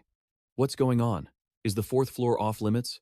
Why waste our time like this? Tai Yi remained still, his gaze unwavering. Qin Nan, you must conquer the fourth floor. On the other side, a jealous Elder Fang signaled to the two elders beside him. If Qin Nan clears the fourth floor, you know what must be done, right? Elder Lan and Elder Zuo nodded in grim agreement. Meanwhile, Miao Miao couldn't wait another second. She pointed and shouted at the top of her lungs. Hey, Trading Alliance. This princess bet on Qin Nan's victory, so pay up right now. Bilan remained arrogant, her voice cold and composed. Princess, please remain calm. The Trading Alliance never goes back on its word. We won't hide anyone's winnings today. Qin Nan is entering the fourth floor. If he succeeds, he makes history. Once that happens, we will settle all debts. But Miao Miao crossed her arms, refusing to budge an inch. Her voice turned sharp. Who cares about history? Give me my pills. 10-to-1 odds means 30 million Martial King pills, and I want every single one. Suddenly, the light within the Martial Fortune Pavilion erupted with a violent, abnormal intensity. Tai Yi looks up, his expression darkening as he watches with razor-sharp focus. Elders Fang and Lan are paralyzed, shouting in utter disbelief. What? Everyone gazes at the light erupting from Wuyuan Pavilion, whispering frantically. Could Qin Nan have truly conquered the legendary fourth floor? What trial awaits on that fourth floor? It has never opened before. Why has it awakened now? Inside the carriage, Bilan turns her head, offering a cryptic answer to the mystery. I have read the Shangdao Alliance records. This pavilion's secrets far exceed this lower realm. These secrets likely originated from the upper realm. Hearing this, Elders Lan and Fang exchange a knowing look. The silent elder from the upper realm remains still, his mind weaving dark calculations. The crowd remains transfixed, murmuring in doubt. Nothing has been fully confirmed yet. No one has ever passed the fourth floor. For Qin Nan, the difficulty must be staggering. Suddenly, the Wu Yuan Pavilion explodes. The shockwave churns the sea, sending massive waves crashing high. Everyone is struck with terror. Even Bilan leans out, her eyes filled with unmasked horror. Impossible. Could this mean Qin Nan cleared the fourth and even the fifth floor? In that moment, a lone figure streaks through the air, plummeting from the highest level. Qin Nan slams onto the ground, gasping for air. He trembles, pale as if haunted by ghosts. Tai Yi rushes forward, his voice thick with anxiety. Qin Nan, did you pass the fifth floor? Quickly! Tell me what exactly is inside that fifth floor. He realizes the prying eyes around them, and shifts. No, wait, we must return to Xuanling sect immediately. Elders Fang and Lan stand in grim silence. Finally, Qin Nan exhales deeply and speaks with honesty. I did pass the fifth floor, but the situation there is unique. There were no rewards. Finishing his words, he looks up to make a declaration that would shake the cultivation world. I tell you now, from today, the Wu Yuan Pavilion shall vanish from this sea forever. The crowd is stunned into a frantic roar. The Wu Yuan Pavilion is really gone? I have seen it 5 times in my life. Is it truly vanishing now? Bilan speaks from her carriage with hidden depth. The pavilion stood here for many years. Its sudden disappearance means Master Qin Nan has unraveled the secret and fulfilled its purpose. She reveals her face, her voice soft as spring. I am deeply interested in those secrets. If you share them, I shall reward you by resolving all your current troubles. But Qin Nan only responds coldly. You wish to know the secrets within? His voice drops to a low, ominous whisper, thick with mystery. Neither you, the Alliance, nor anyone here is worthy to hear it. The atmosphere instantly shatters. What? Half an hour earlier, Qin Nan entered the 5th floor, standing amidst a white void. Is this truly the 4th floor of the Wu Yuan Pavilion? To his surprise, Elder Mu is there, smoking a pipe with a wooden staff in hand. The 5th floor holds a great secret. Ascend if you wish, but the danger is immense. If you choose not to go, I will grant you a magnificent reward instead. He frowns, skeptical of Elder Mu. He thinks of the pavilion's long history. No one has ever reached the 5th floor. This is a once-in-a-lifetime opportunity. His resolve hardens into steel. Then I must go and see the 5th floor for myself. Elder Mu flicks his staff, sending swirls of white smoke to envelop them both. If that is your choice, then step forward into the 5th floor.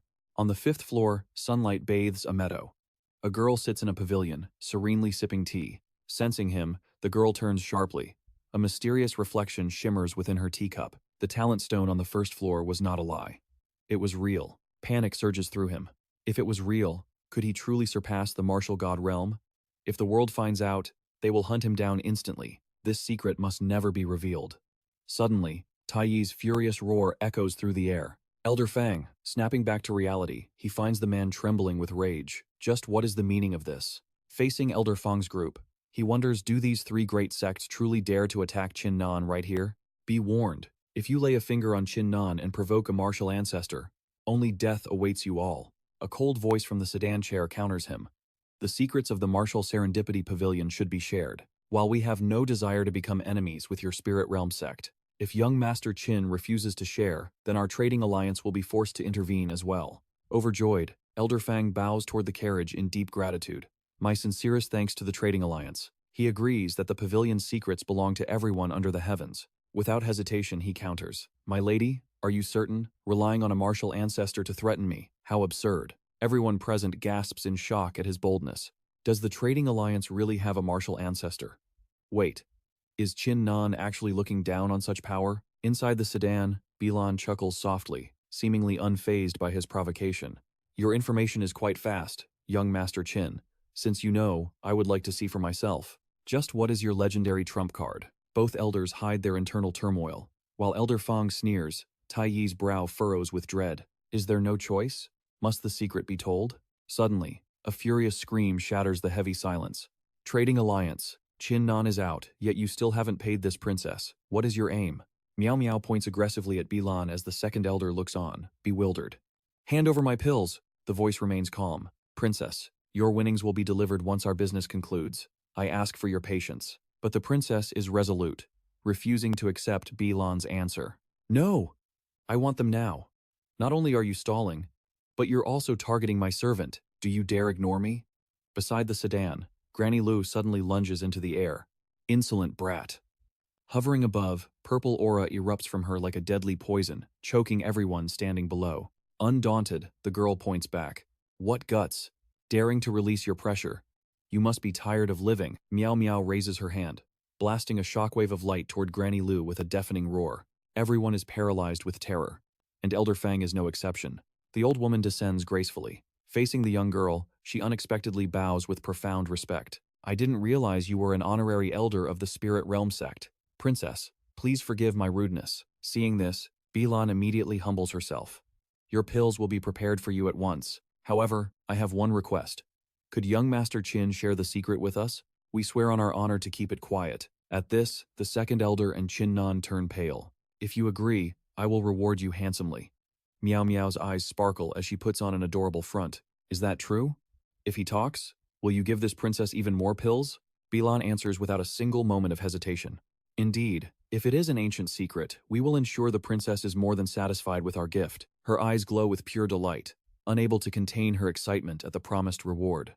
Unable to stay silent, Chinnan yells, "No! This secret stays hidden!" Meow Meow crosses her arms, displeased. "Step aside.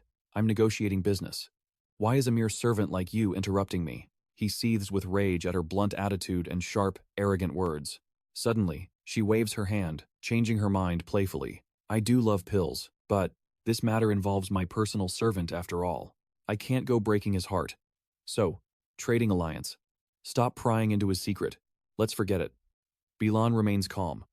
"If you insist, then I shall ask no more. However, from this day forth, Chinnan is banned from every trading alliance auction house." The palanquin was lifted by the soldiers, turning back toward the manor.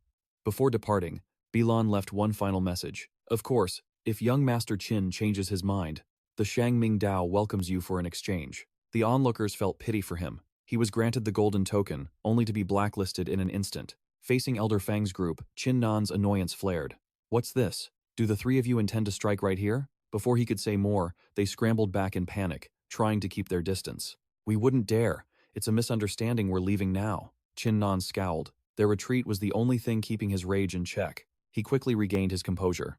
Tossing power fruits to the youths, he said, "I have too many of these. Take them and trade for cultivation resources." He spoke playfully, almost flattering them. "As for Huang Long, you've passed 2 rounds, so you don't need this." Huang Long shook his head with a smirk at the boys' antics. Da Hu and Shu Yu stared at the fruits, unable to believe their luck. Sensing their hesitation, Chinnan spoke up. "What?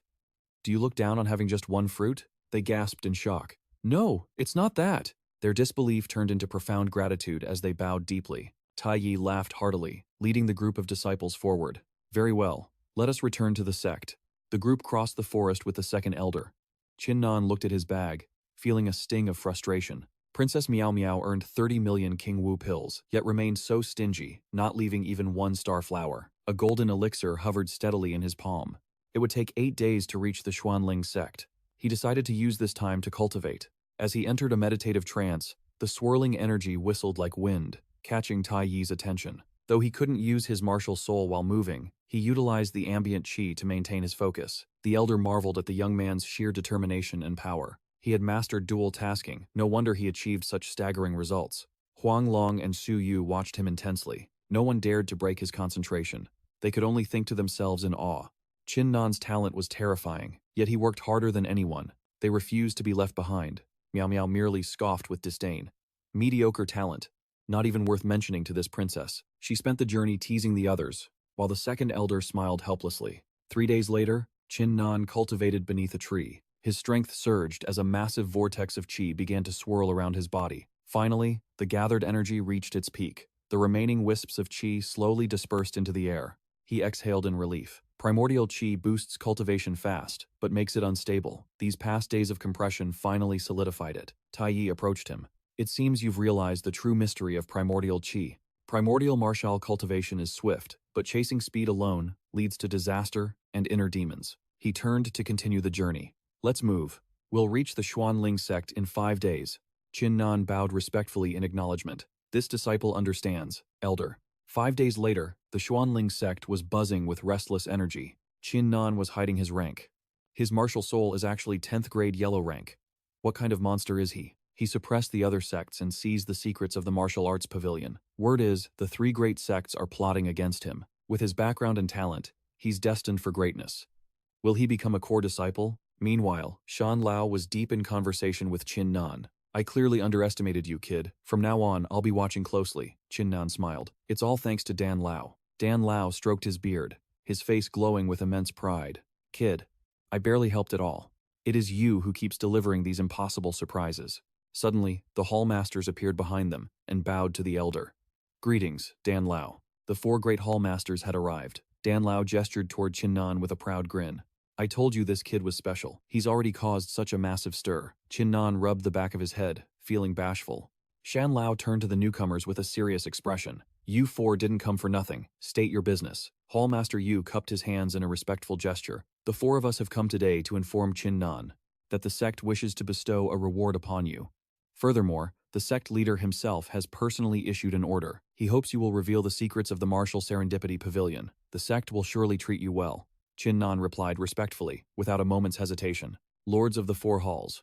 It's not that I'm unwilling to speak, but this secret is deeply tied to my very soul. The sect wouldn't truly benefit from knowing it. Hearing this, Hallmaster Yang regained his composure. As Chin Nan prepared to elaborate, a voice suddenly cut him off. Enough. This matter ends right here. It was the Supreme Elder. He was clearly displeased with Hallmaster Zhou's words and refused to discuss the topic further. Tell the sect leader that Chin Nan is my disciple. I hope he won't disturb him over such trifles. He dismissed the guests, then turned to tease the boy. So, what exactly is that secret? Can you share it with this old man? Chin Nan felt helpless, never imagining even he would ask. He shook his head solemnly. Elder Dan, I'm truly sorry, but this secret is personal. The elder understood his meaning instantly. Very well. If you don't want to speak, I won't force you. Return to your cultivation. Senior brother has always watched over you, don't let him down. At the outer court peak, Bai Hong greeted Chin Nan with a respectful bow as he reached his courtyard. He spoke cautiously. Young Master Chin Nan, your ranking has absolutely skyrocketed. The Great Elder has specially approved you to reside in the inner court's third courtyard. Chin Nan tossed a strength fruit toward him. This is a strength fruit. Consuming it will immediately raise your cultivation by 1 level. Take it. Stunned, he stammered his thanks to Chin Nan. Thank you, young Master Chin Nan. He stood there, dazed and ecstatic over the miraculous fruit. Advancing even a single stage was now incredibly difficult. This strength fruit was a genuine treasure. As expected, following young master means living the high life. I must cling to his coattails no matter what. Chin Nan pulled out a bag. He added, I have a task for you. There are 5 more strength fruits here. Take them to the treasure hall and exchange them for Marshal King pills. Bai Hong accepted the order without a second thought. Understood. I'll go right away. Chin Nan ascended toward the inner court peak, surrounded by jagged rocks and dense spiritual energy. People occasionally passed him on the towering steps. This was the inner court peak. The spiritual energy was remarkably thick, truly a perfect place for cultivation. The onlooker's eyes lit up with awe as he passed. Look, it's senior brother Chin Nan. With a dragon's stride and a tiger's pace, he truly walks with the wind. How formidable. Senior Chin Nan is an ancient martial cultivator. Though he's only at the first layer of the Shantian realm, even those at the third layer couldn't survive against him. A first layer crushing a third layer? No wonder he reached the top of the pavilion. Senior Chin Nan is so handsome. I want to have his baby. Despite the widespread praise, Chin Nan didn't look happy at all. This was the cold reality of the cultivation path. Once you achieve success, thousands will worship you. However, fame and fortune were nothing but fleeting illusions. One must remain focused on the path. The thrill of being revered by thousands was intoxicating, but he couldn't let himself get lost in it. Various estates dotted the inner court peak. He mused as he walked. Is this the third courtyard? With such rich energy, my progress will surely double. Suddenly, an arrow tore through the air, streaking toward him like a bolt of silver lightning. His eyes flashed as he sensed the danger. Without a moment's hesitation, he reached out and snatched the arrow mid-air. He quickly unrolled a slip of white paper that was wrapped around the arrow's shaft. He opened the letter. Junior brother Chin Nan, congrats on your victory. Meet me at courtyard 43, Li Hong. He wondered, why was Senior Li Hong looking for him? Previously, listening to Senior Li Hong's lecture had significantly strengthened his martial heart. He owed her a debt of gratitude. Since she had invited him, he had to make the trip. Inner court, courtyard 43. Before him stood a majestic estate with soaring towers, shrouded in drifting spiritual mist. Li Hong was there, training intensely with her spear. Her movements were fierce and full of power. He called out, Senior Li Hong. She stopped. Junior brother Chin Nan, you've arrived. He bowed. Senior Li Hong, thank you for the lecture last time. It gave me great courage. She dismissed his gratitude lightly. No need for formalities. I called you here today at someone else's request. I want to introduce you to someone, he asked in surprise. To someone? Suddenly, a voice interrupted their conversation. So, you are the famous Chin Nan? The speaker was Yang Jun. Standing tall with an imposing aura and calculating eyes, he looked down at them from the palace hall. Chin Nan narrowed his eyes. A 10th layer Xiantian expert, just a step from Martial King, boasting a grade 10 Huang-ranked martial soul. Mastering the subtlety realm, Li Hong introduced him. Chin Nan, this is senior brother Yang Jun, our academy's #1 genius. He requested this meeting personally. Chin Nan frowned. Senior Yang, why search for me? Yang smirked. I'm granting you a rare chance to join the Jun Alliance. This is a once-in-a-lifetime opportunity. You must grasp it well. Suspicion flared in Chin Nan's mind as Li Hong continued her pitch. The Jun Alliance is Yang's elite circle for the mystic spirit sect's greatest geniuses. I've already joined, Yang added coldly. Join us. Serve only me, and obey every command. In return, the sect becomes your playground. Even murder will be overlooked. But Qin Nan didn't hesitate for a second before rejecting them both. My apologies, Senior Ouyang, but I prefer my freedom. I have zero interest in your alliance. Farewell. Qin Nan turned to leave, ignoring Ouyang Jun's mounting fury as he barked. Halt! Qin Nan's rejection shattered Ouyang's pride. Don't let your background make you arrogant, Qin Nan. Joining my alliance is a supreme honor you dare throw back in my face? Walk away now, and you make me your eternal enemy. I don't care about your backers. I decide who lives or dies. Qin Nan kept walking, unfazed by the threats. Is that so? I'll be waiting. Li Hong tried desperately to soothe Ouyang's raging temper. You shouldn't have provoked him. Between talent and background, there isn't much difference between you. Her words only added fuel to the fire. Li Hong, watch your mouth. If not for your brother's sake, I would have killed you already, she snapped back. And if not for your brother, I wouldn't help a spoiled sect leader's disciple. He crossed his arms, his expression turning lethal. I'm done wasting words with you. Find Lung Feng. Tell him to crush Qin Nan without hesitation. I'll handle the rest. She left in a huff but obeyed. Ouyang flashed a cold, calculated smile. I'll see just how much bite you really have. Meanwhile, Qin Nan's new courtyard resembled a vast palace. He sat down and began his intense cultivation. I've wasted enough time. It's time to grow stronger. Suddenly a voice called out. Qin Nan, you hide your secrets well. Gong Yang approached slowly. How many trump cards are you hiding? I can't read you at all. Brother Yang, Qin Nan chuckled. I wasn't trying to hide things. It's just complicated. Regardless, we're still brothers, right? Gong Yang laughed heartily. Qin Nan gestured to a chair. Sit. Gong Yang brushed it off, his expression clouding with worry. Forget that for now. What happened with Ouyang Jun? Do you realize who he is? Qin Nan sipped his tea calmly. Brother Yang, you know me. Respect is earned, not demanded by some arrogant noble. I don't care about his status. Gong Yang slammed the table. I know your grit, Qin Nan. But this is serious. Ouyang Jun is the direct disciple of the current mystic spirit sect leader. Qin Nan fell silent. So that explains the arrogance. He's the sect leader's protege. Worse, he has a marriage contract with Xiao Qingxue. Qin Nan froze in total disbelief. A marriage contract? Gong Yang explained that Qingxue's late father was a high-ranking sect elder. The sect leader adopted her and immediately arranged this union. Once Ouyang Jun reaches the martial king realm, they will be wed. Mojing's ambush at the martial fate pavilion? That was Ouyang's order. Qin Nan stood, eyes blazing with fury. How petty. Qingxue and I are just friends, yet he tried to have me killed? Gong Yang looked surprised. Wait, do you really feel nothing for her? She looks after me because of my talent, Qin Nan stated firmly. I am merely grateful for her support. Gong Yang nodded. Believing his words, Gong Yang clenched his fist. No matter who tries to bully us, we will never back down. The two of them continued their intense discussion. Furthermore, from what I've gathered, within the Xuanling sect right now, the sect leader and the supreme elder are like fire and water, completely at odds. Since Ouyang Jun failed to recruit you, he'll surely suppress you out of spite. Qin Nan realized the truth. No wonder Ouyang Jun harbored such killing intent toward him.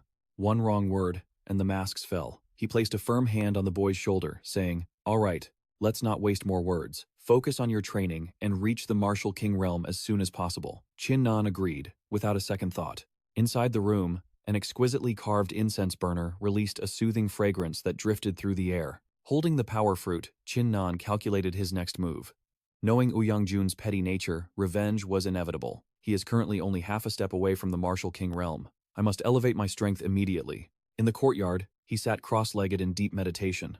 A fiery aura enveloped him as a glowing green spirit orb hovered between his palms. 3 days passed. The crystal-like spiritual energy began to hum with a subtle, cracking sound. Suddenly, after 3 days and nights, the orb shattered. He had finally mastered the great success of the microscopic realm. He summoned his sword, and it instantly flew to his side. With a sharp swing toward a massive boulder, the sword's chi shredded the stone into countless fragments.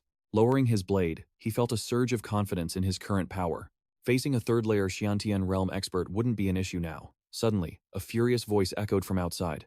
Qin Nan, it's Leng Feng. Get out here and face me right now.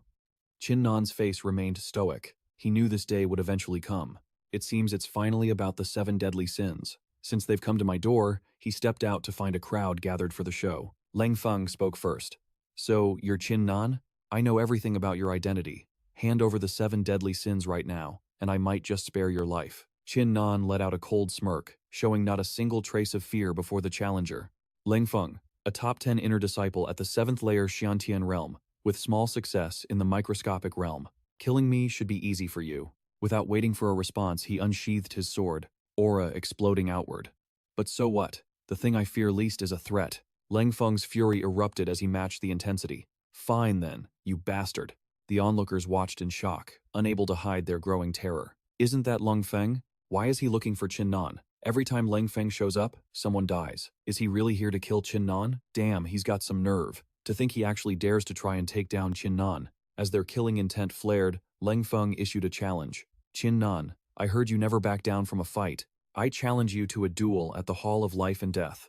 If you lose, the 7 deadly sins belong to me. But if I lose, all my pills and treasures are yours, Qin Nan replied confidently.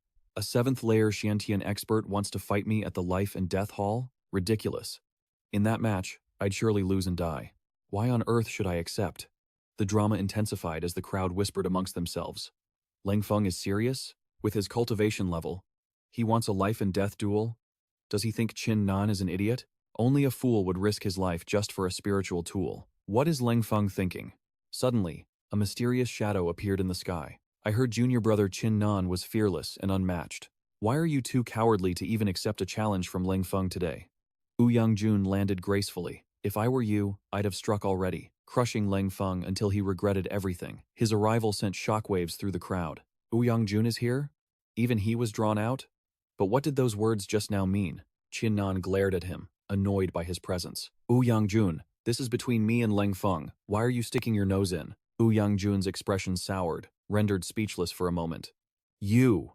He tucked his hands behind his back, acting as if he was done. Fine, Qin Nan, you really are a disappointment. I thought you were someone of great pride, but I clearly overestimated you. I'm leaving. Leng Feng sneered arrogantly. If you're too scared to accept, then I won't waste any more breath here. Qin Nan, unable to stand the insult, roared. Wait! Qin Nan pointed directly at him. If you want a duel at the Hall of Life and Death, why would I ever run away? He declared loudly for everyone to hear. In 2 months, you and I will settle this once and for all at the Hall of Life and Death. Winner takes all. The loser's belongings go to the victor. The crowd stood frozen, stunned by his sudden shift. Qin Nan actually challenged Leng Feng? Has he lost his mind? Leng Feng has Ouyang Jun backing him up. With his current cultivation, how can he hope to challenge Leng Feng? You look so smug. Yet are you too cowardly to accept? If you lack the spine to face him, then stop wasting your breath and crawl away. Your hesitation is truly pathetic. Leng Feng turns to leave, throwing one final remark over his shoulder. Impressive, Qin Nan. You truly fear neither heaven nor earth. In 2 months, we settle this at the Hall of Life and Death. Yang Jun's face twists into a sinister, triumphant grin. Qin Nan, since you're so eager to find your own grave, I'll wait to see who can possibly save you this time. Back at the courtyard, Gong Yang snaps in frustration. Why did you provoke Yang Jun? A death match with Leng Feng? Have you lost your mind? Qin Nan remains composed. Brother Gong, don't be angry. Yang Jun pushed me to the edge. I couldn't possibly retreat. Besides, it's only Leng Feng. It's not as if victory is completely out of my reach. Gong Yang ignores the excuses, his voice rising. A chance to win? Leng Feng is at the 7th layer of the Xiantian realm. You're worlds apart, and there's no way you can bridge 6 whole realms in a mere 2 months. Qin Nan stares into the distance. You're right. The path of martial arts is brutal and unforgiving. Every powerhouse stands atop a mountain of corpses. If I fail in 2 months, he will trample my name into the dirt. But if I win, I'll ignite a revolution in the outer sect and seize my own destiny. This is the only path I'll walk. Recognizing Qin Nan's unshakable resolve, Gong Yang can only offer advice. I see your mind is made up. If this is your choice, I won't say more. Just don't you dare lose that battle. Qin Nan radiates absolute confidence. A mere Leng Feng lacks the qualifications to defeat me. Suddenly, the clatter of countless pill bottles fills the room. Qin Nan sits cross-legged, preparing for the intense training ahead. He traded 5 power fruits via Bai Hong for Martial King pills from the treasure hall. He downs every single pill in one go. Time is running out. These 4,000 pills must be enough to evolve his divine battle spirit to the Xuan rank. An hour passes, leaving him exhausted. Despite the massive consumption, there isn't a single sign of a breakthrough. A voice suddenly pierces the silence. Not bad for my servant. You actually have the guts to duel a 7th layer Xiantian expert. Princess Meow Meow watches from above, teasing him. Looks like I'll be needing a new servant in 2 months. Seeing her as a lifeline, he rushes over with a flattering smile. Princess, could you spare some pills? She explodes in a fit of rage, her eyes blazing. Are you kidding me? I'm penniless. As my servant, you should be offering me pills, not begging for them like some common thief. Chin Nan immediately turns away. Fine, if you're broke, then forget it. I need to focus on my training now. Do as you wish. She leans in close. I might be poor, but I have a brilliant idea. Getting you 100,000 pills is a piece of cake. Confused and wary, he asks, what are you planning? The two begin to whisper in the shadows. As the plan is revealed, Chin Nan staggers back in disbelief. What? You call this a method? Meow Meow huffs in annoyance. Got a problem? This is exactly how I borrowed pills from those hallmasters and elders before. Chin Nan's face darkens, but he ultimately gives in. At this point, it's our only shot.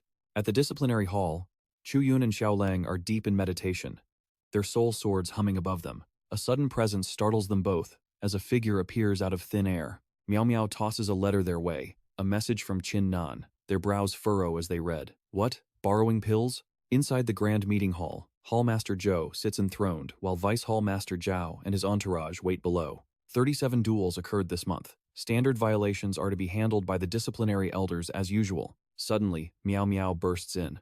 Oh, everyone's here? Perfect timing. She showers the room with various letters. On behalf of my servant Chin Nan, I've brought you all a very special message. Silence falls as they read the requests. Borrowing pills from the Hall of Techniques, the Treasure Hall, the Hall of Contribution, and the Hall of Life and Death all receive the same audacious IOUs delivered by the princess. At the peak of the outer sect training grounds, every disciple is lost in the rhythm of their cultivation. She descends like a bolt from the blue. Wake up, everyone. She flings letters to every disciple in sight.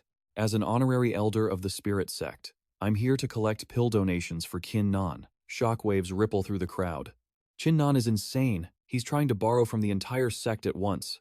Will you actually lend him any? He's borrowing from everyone. He clearly has no intention of paying us back. I was planning on lending some anyway. 1,000 or 2 Xiantian pills should be more than enough. If I refuse, Chin Nan might hold a grudge. With Elder Meow Meow backing him, he's someone I simply can't afford to offend. Forget it. I'll lend them too. Honestly, I don't even expect him to pay me back. As long as he doesn't come looking for trouble, it's fine. Watching this, Gong Yang is baffled. What is Chin Nan actually planning? The crowd continues to whisper. Second brother, are you lending? Lend my foot. Even young Master Jun is avoiding a confrontation. I'm not giving him a single pill. The two brothers huddle closer. But the kid has Elder Meow Meow's support. We can't provoke her. Fine. Let's just give him a little. Chin Nan gazes at the massive mountain of pills, eyes wide with disbelief. A hungry gleam takes over his expression. He can't believe the hall is this massive. There must be over 100,000 here. She smiles. Try 500,000. The number is staggering. Chin Nan's jaw drops. 500,000 Marshall King pills? How is that even possible? She smirks. I borrowed 100,000 from that old alchemist and 20,000 from each great hallmaster. That's 200,000 right there. Then there are the inner and outer sect elders. Thanks to my irresistible charm, I gathered another 100,000. Elder Zhang Taiyue gave 30,000, and even that disciple Gong Yang chipped in. Chin Nan is frozen in absolute shock. Are you trying to get me killed? He stammers. She pouts, clearly offended by his reaction. Kill you? I exhausted myself running around, wasting my precious time just to secure these pills for your sake. And this is how you thank me? By criticizing your princess?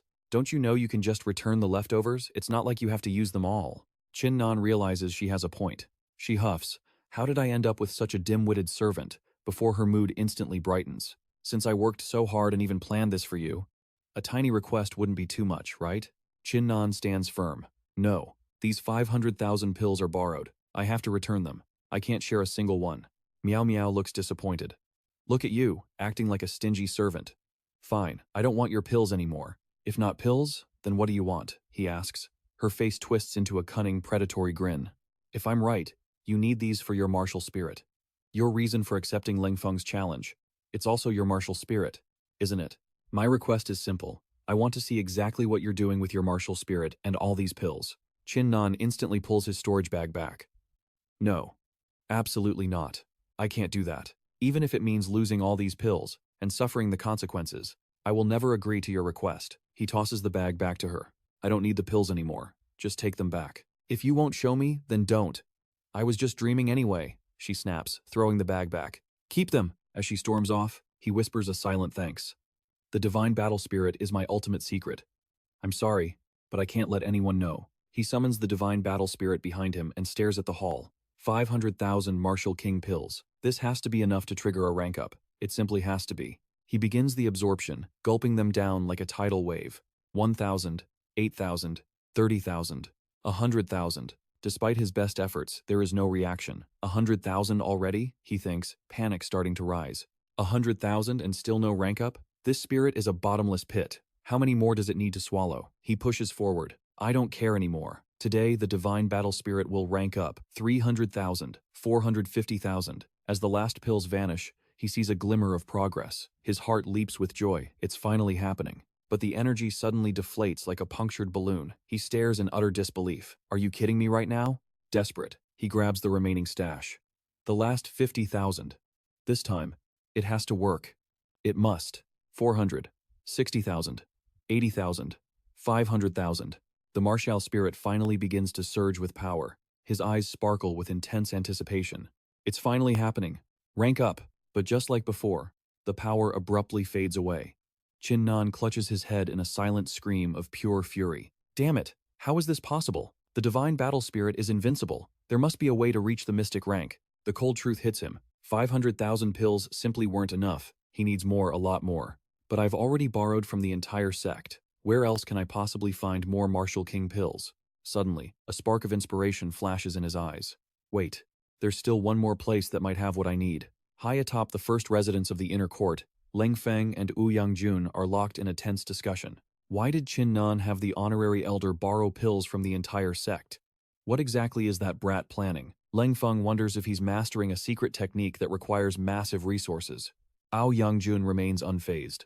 What is there to fear? I've already secured our entry into the heaven tier room of the Moon Pavilion for 2 months, backed by rare spirit herbs. While it might not push you to the half-step Martial King realm just yet, reaching the 9th layer of the Xiantian realm will be effortless. Qin Nan is just trash, with a Huang rank 10th grade soul. Even with a secret technique, he can't reach the 9th layer in such a short time.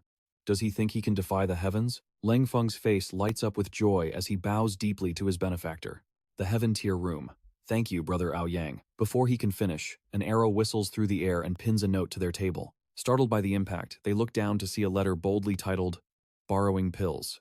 Wu Yangjun, Leng Feng, I'm running dangerously low on pills lately. I hope you two geniuses can show some generosity. As the sect leader's disciple, you must be swimming in resources. Surely you can spare 100,000 Martial King pills? If you can't even handle a small request like that, then I've clearly overestimated your worth. I never imagined the genius Leng Feng and the sect leader's own disciple could be so penniless. How pathetic. Don't worry. I'll pay you back once I'm rich again. Stay humble. Ao Yangjun's hand trembles with fury, his eyes darkening with murderous intent after reading the provocation. This Qin Nan. His arrogance has reached a breaking point. Leng Feng watches him, feeling a wave of unease. Senior brother, don't let him get to you. This is clearly a desperate attempt to bait us into a reaction. Ignore his antics for now. Let him be smug for a few days. On the day of the duel, I will personally end him. A small flame flickers in Ao Yangjun's hand. He wants to provoke us? He wants pills?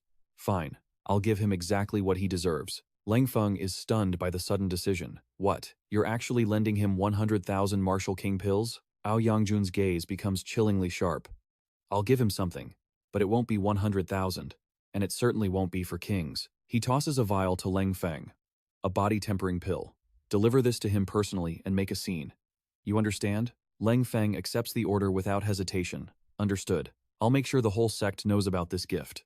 Back at the third residence, Qin Nan receives the vial and immediately sees through their petty attempt to humiliate him. This doesn't bother me. Even a trash pill contains energy. It's better than nothing.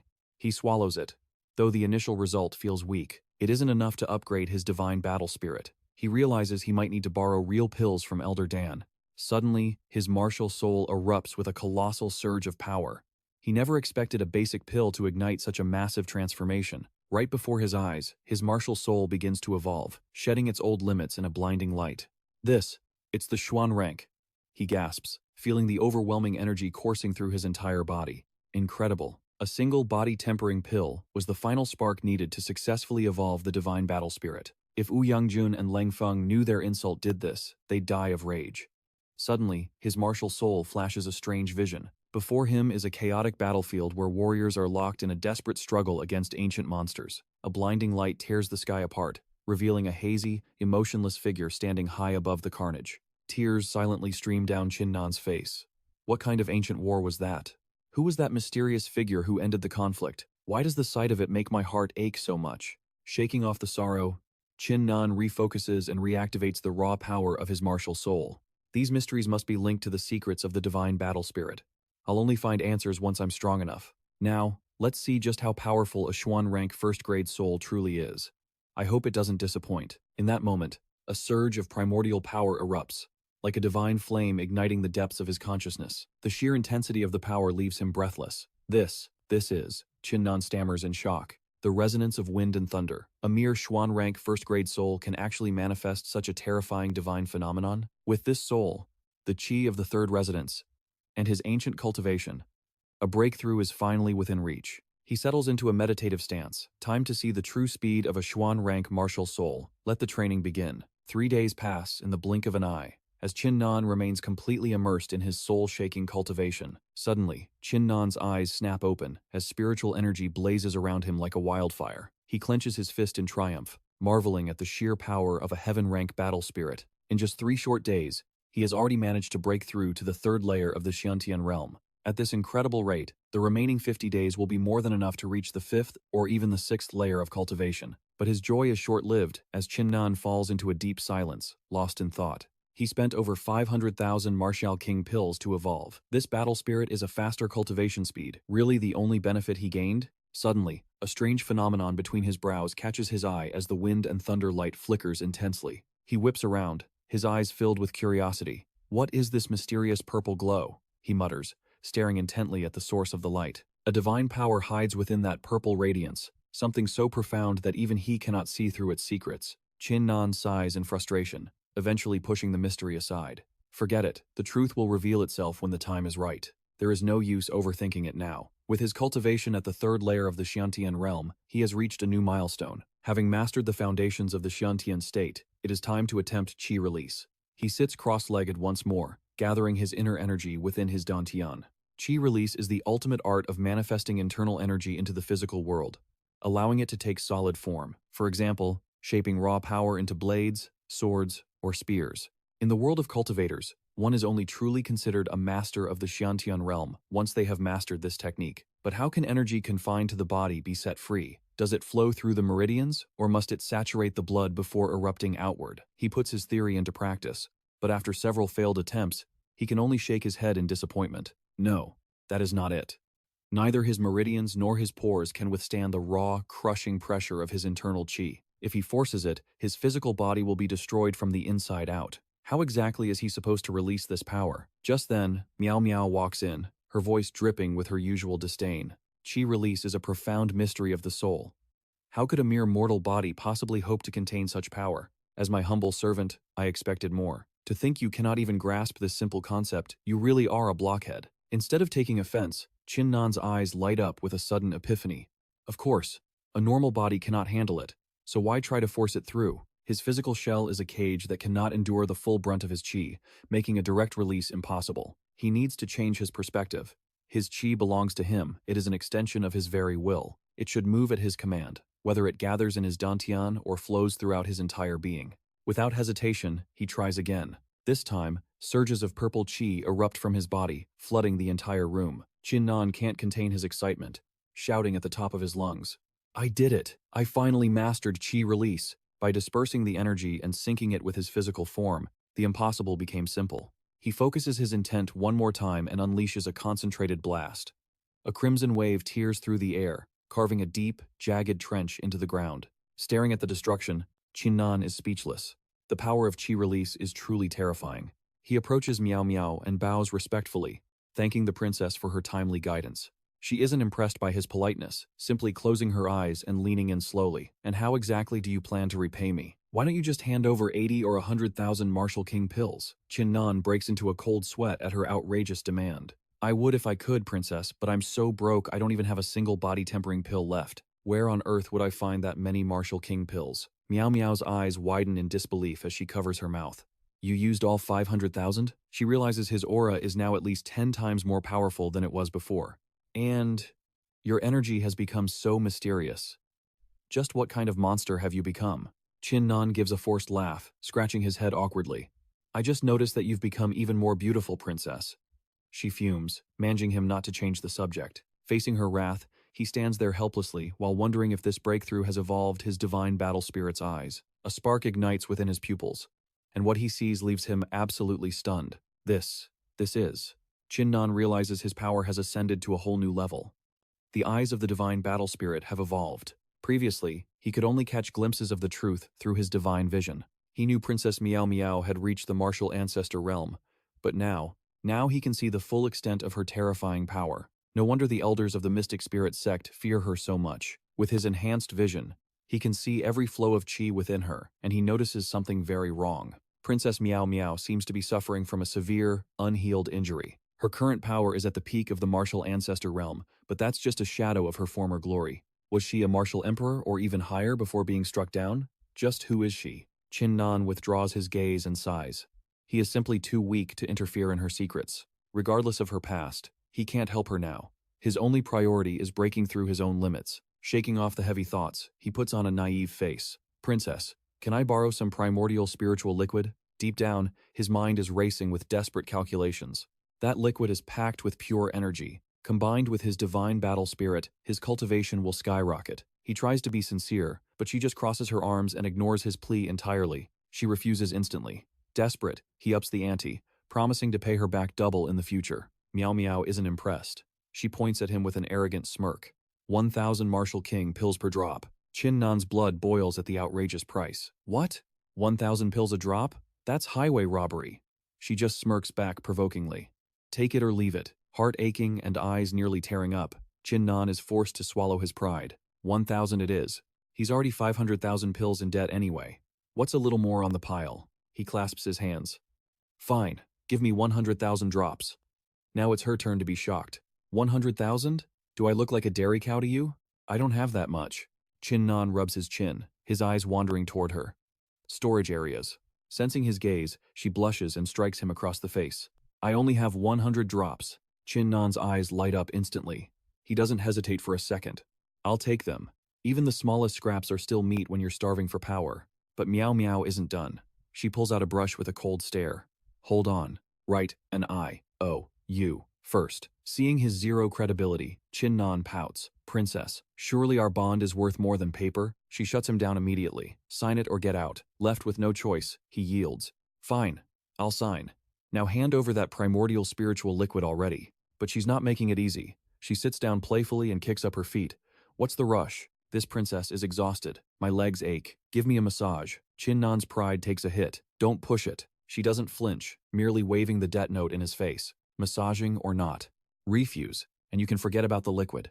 Plus, you'll have to pay back your debt immediately, or I'll beat you to death. Defeated, he kneels and starts rubbing her feet. I'm doing it, okay? But the debt slave life doesn't end there. I'm thirsty. Fetch water. I'm hungry. Get me food. She continues her royal demands for hours. 3 hours later, Chinnan is a physical wreck, collapsed on the floor and drenched in sweat. He clutches the small bottle, thinking, finally, that little demon is gone. The primordial spiritual liquid is finally mine. He bolts upright and prepares to meditate. Now, let's see just how far these 100 drops can push my power. Meanwhile, at the Xuanling sect, the training grounds are buzzing with shocking rumors. Wu Yangjun actually pulled strings to get Leng Feng into the Mingyue Pavilion's heaven room. With his talent, and that room's energy, Leng Feng might reach the 9th layer of the Xiantian realm. Everyone mocks Chinnan. Challenging Leng Feng was nothing short of a death wish. Inside the heaven room, Leng Feng is engulfed in thick, swirling qi. Fueled by arrogance, he sneers. Chinnan, the moment I finish this seclusion will be the day you rot in hell. 1 month later, in the 3rd courtyard, a violent storm of energy erupts around Chinnan as he awakens. Success. The 5th layer of the Xiantian realm.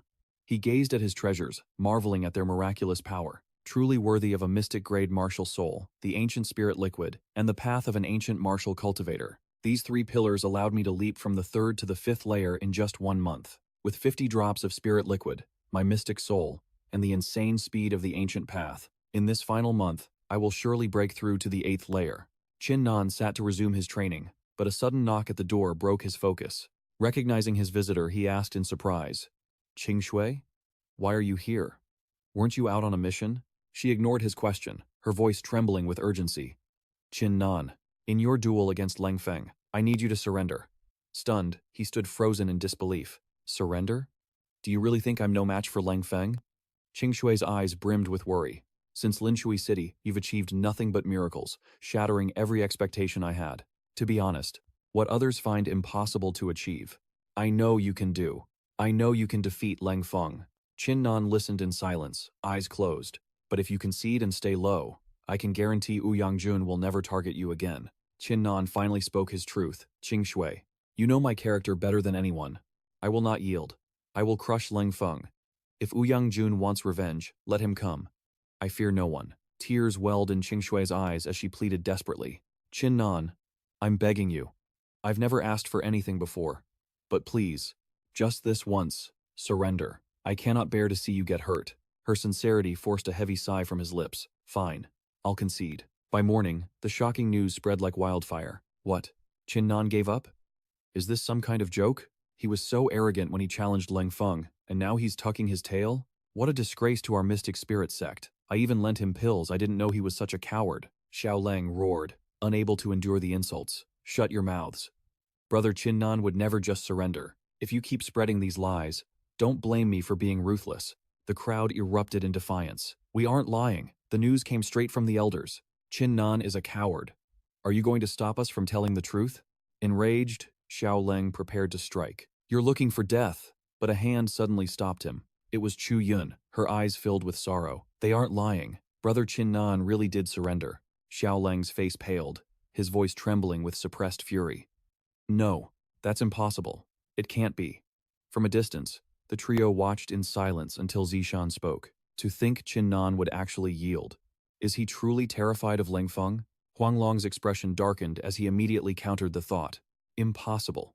Since joining this sect, he's been unstoppable, defying even the Great Elder and Nan Gongcheng. The geniuses of the Flying Sword Sect, Chaotic Sword Gate, and Azure Maiden Sect were all crushed by him. A mere Lang Feng couldn't scare him. He must have a hidden reason for this. Meanwhile, Qin Nan sat alone, shrouded in melancholy. Over at the Alchemy Pavilion, a roar shook the halls. What?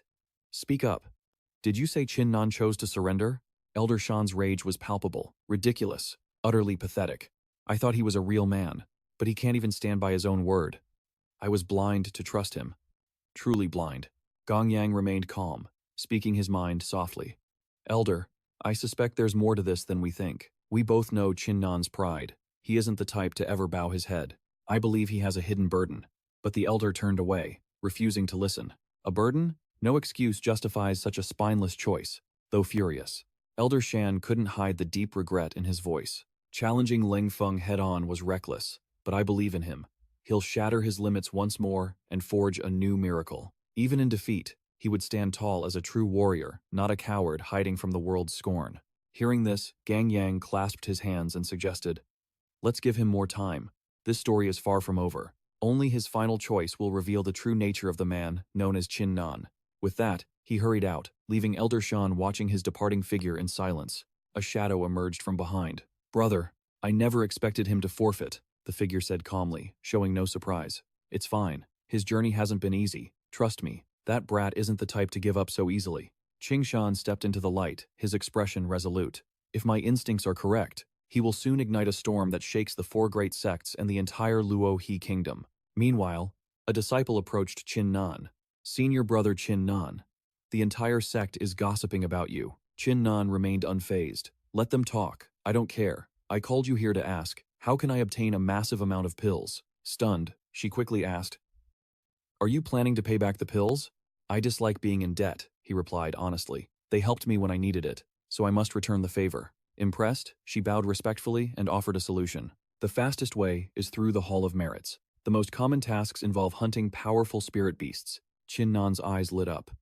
Not a bad idea.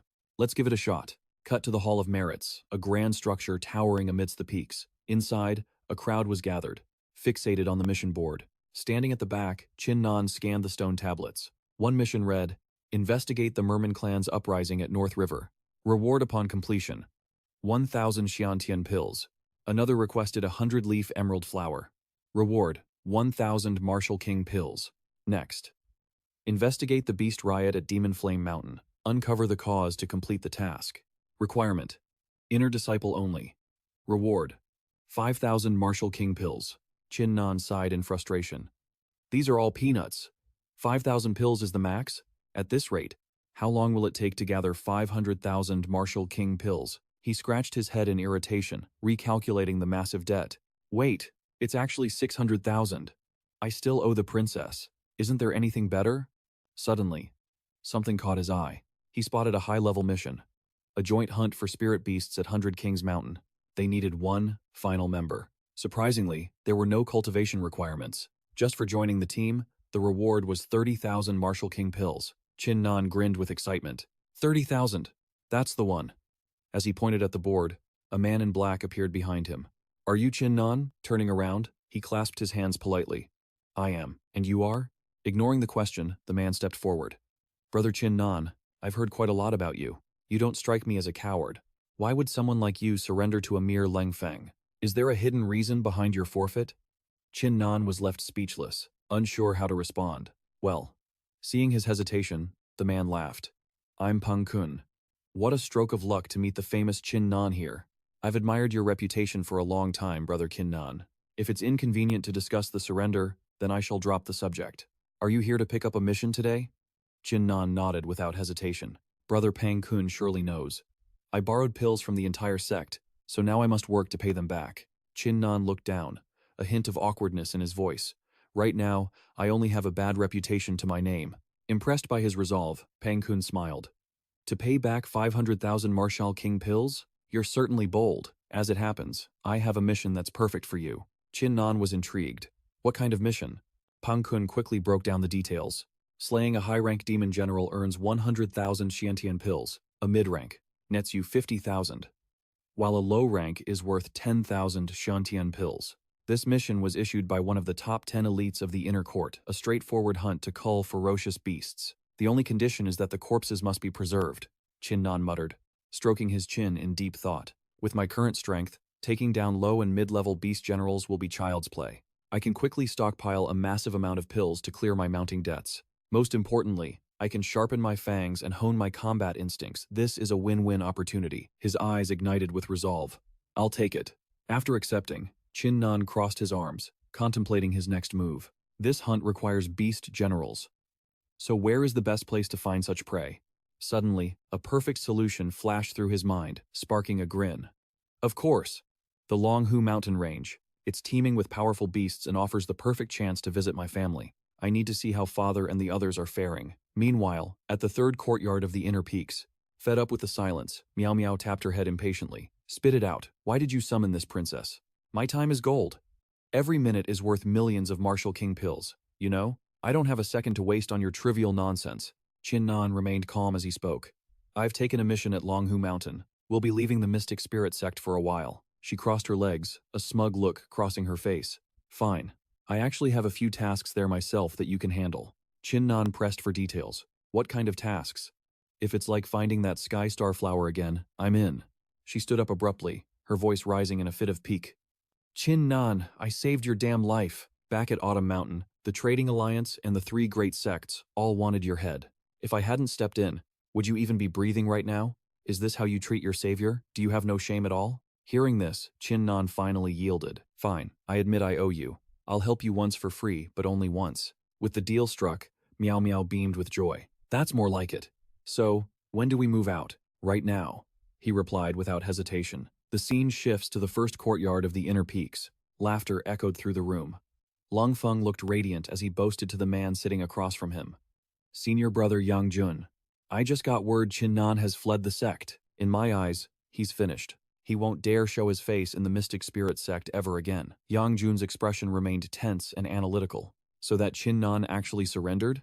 What a pathetic, death-fearing coward.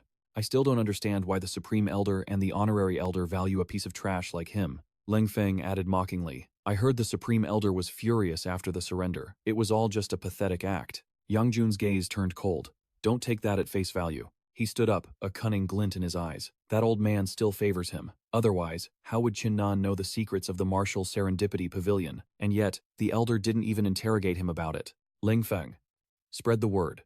Gather the geniuses of our alliance. It's time to eliminate Chin Nan, once and for all. Leng Feng gritted his teeth, whispering to himself, he's traveling with the Honorary Elder this time. Their plan was set. Yang Jun spoke with arrogance. Let him live a few more days. He has to return to the sect eventually. Since he dared to offend us, surrender isn't an option.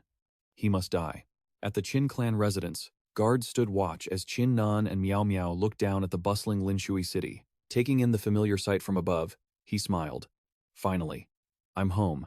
After 3 days of travel, the duo finally arrived. During the journey, Qin Nan hadn't neglected his training for a second. Consuming 30 drops of primordial spiritual liquid, his power surged, reaching the 9th layer Xiantian realm. Stepping toward the manor, Miao Miao mocked him. So this is your clan? It's a bit underwhelming, isn't it? Halt! Who goes there? A guard barked. This is the Qin residence. Leave at once if you have no invitation. Ignoring the warning, the duo vanished in a blur of golden light, leaving the stunned guards staring at empty air. Where did they go? Inside the Qin clan's council hall, Qin Tian sat at the head, deep in discussion.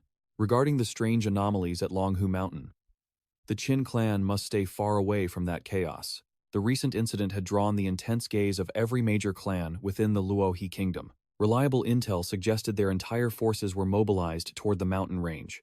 Suddenly, an intruder's presence caused the elder to bark out a sharp warning. Who goes there? As the dust settled, Qin Nan and Miao Miao appeared. He quickly spoke up. Father, it is I. Recognizing the familiar face, Qin Tian's expression shifted to pure joy as he shouted, Nanner! Qin Tian rushed forward, clamping a hand on the boy's shoulder with a boisterous laugh. You little brat, you've finally decided to return home. Scanning his son, the elder sensed a profound change and remarked on his dense aura. Nanner, what cultivation realm have you reached now? Qin Nan didn't bother with secrets and calmly gave his answer, the 6th layer of the Xiantian realm. That response sent a wave of shocked whispers rippling through everyone present in the hall. The 6th layer of the Xiantian realm. Truly, the Qin family finally had a genius worthy of being his son. Then, his eyes fell on the companion. Qin Nan quickly introduced her as the honorary elder of their very own mystic spirit sect. He explained the princess was accompanying him for a mission at the Dragon Tiger Mountains. Qin Tian broke into a cold sweat, shouting in alarm. The Dragon Tiger Mountains? Absolutely not. You cannot go there. The range was currently blockaded by the 4 great clans.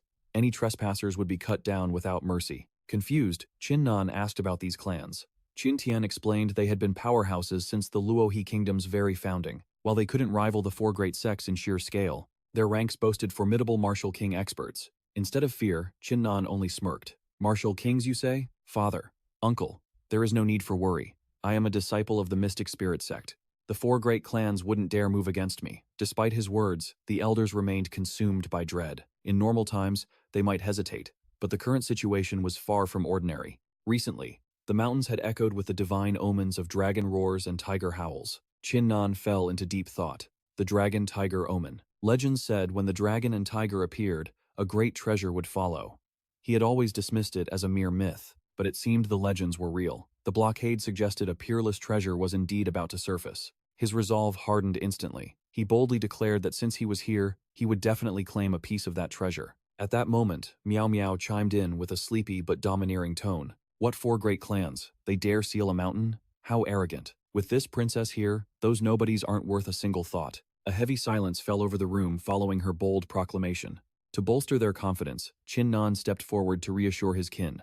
Father, uncle, please trust us. Princess Miao Miao is a powerful martial ancestor. Against her, the 4 great clans are powerless. The revelation of a martial ancestor left the 2 elders gasping in unison. What did you say?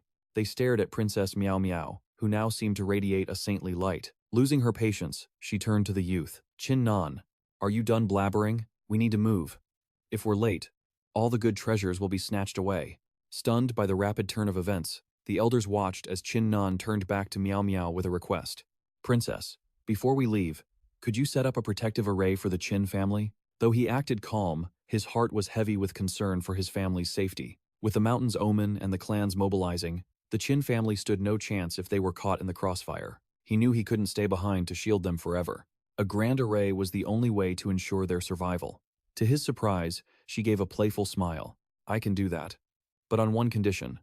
Once we enter the mountains, you'll have to do some chores for me. Feeling extorted, Qin Nan barked back in annoyance. You're literally looting a house while it's on fire. Miao Miao huffed, crossing her arms in mock indignation. Looting? I am a grand martial ancestor and an honorary elder. 1 minute of my time is worth millions of martial king pills. A protective array costs hundreds of millions. I only asked for a few favors. And yet you claim I'm a thief? Qin Nan, do you have any shame at all? Predictably, the young man had no choice but to bow his head and surrender. Fine, fine, I agree. Just stop talking. Satisfied, she chirped. That's more like it. Everyone gathered outside the Qin estate as Miao Miao gathered her qi. Her body drifted into the air as she invoked the infinite mysterious law. Gathering her inner qi, she unleashed it instantly, the secret of the 99 sect master. A massive protective barrier erupted, completely enveloping the entire Qin family estate. Qin Tian watched in awe. Realizing this formation could even obliterate a peak martial king, Qin Nan shouted his thanks. But the princess simply waved him off with a sigh. Can we leave now? She asked, and he responded with a bright, eager smile. Turning to his father, Qin Nan promised to return once his mission was complete.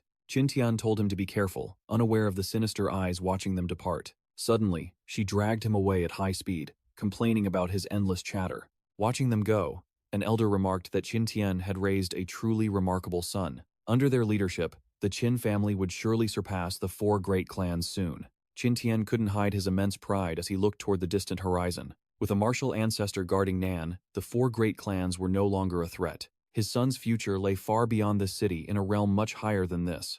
At the Dragon Tiger mountain range, the duo navigated through the dense, treacherous forest. She tossed him 2 maps, ordering him to find the items while she went ahead. Qin Nan caught the maps and shouted after her, wondering where she was rushing. She vanished instantly, leaving him alone to ponder her sudden and desperate urgency. He recalled how restless she became after hearing the omens of the dragon's roar. It was clear she was hunting for a massive legendary opportunity within these mountains.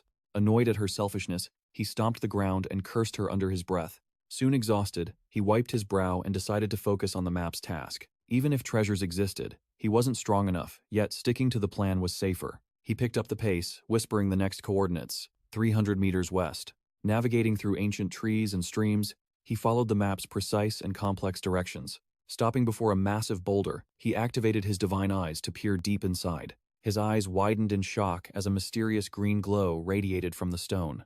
It was a legendary Guishu stone, essential for forging high-level Haotian weapons. This could awaken the 7 deadly sins and unleash its true, devastating power. But he shook his head. A promise to the princess was a debt of honor. He couldn't keep such a treasure for himself, it belonged to her now. With a decisive shout, he shattered the boulder to reveal the glowing gem within. Qin Nan leaped forward instantly, his hand reaching out to claim the shimmering prize.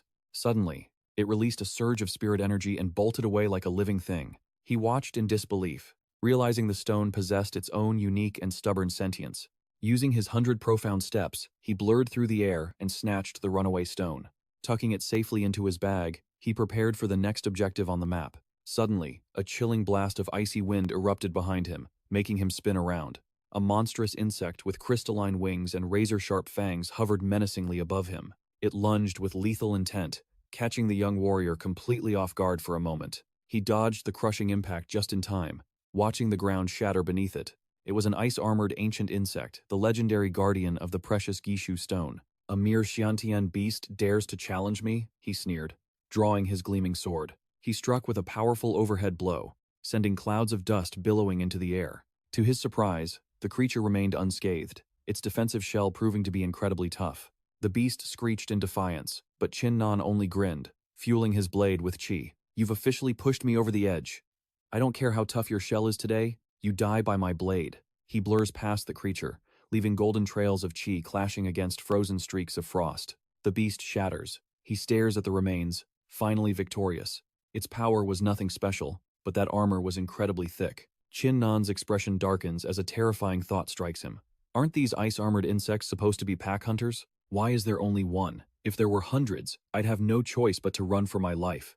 Despite the danger, his greedy instincts kick in. This carcass is a rare treasure, I can't let it go to waste. Run.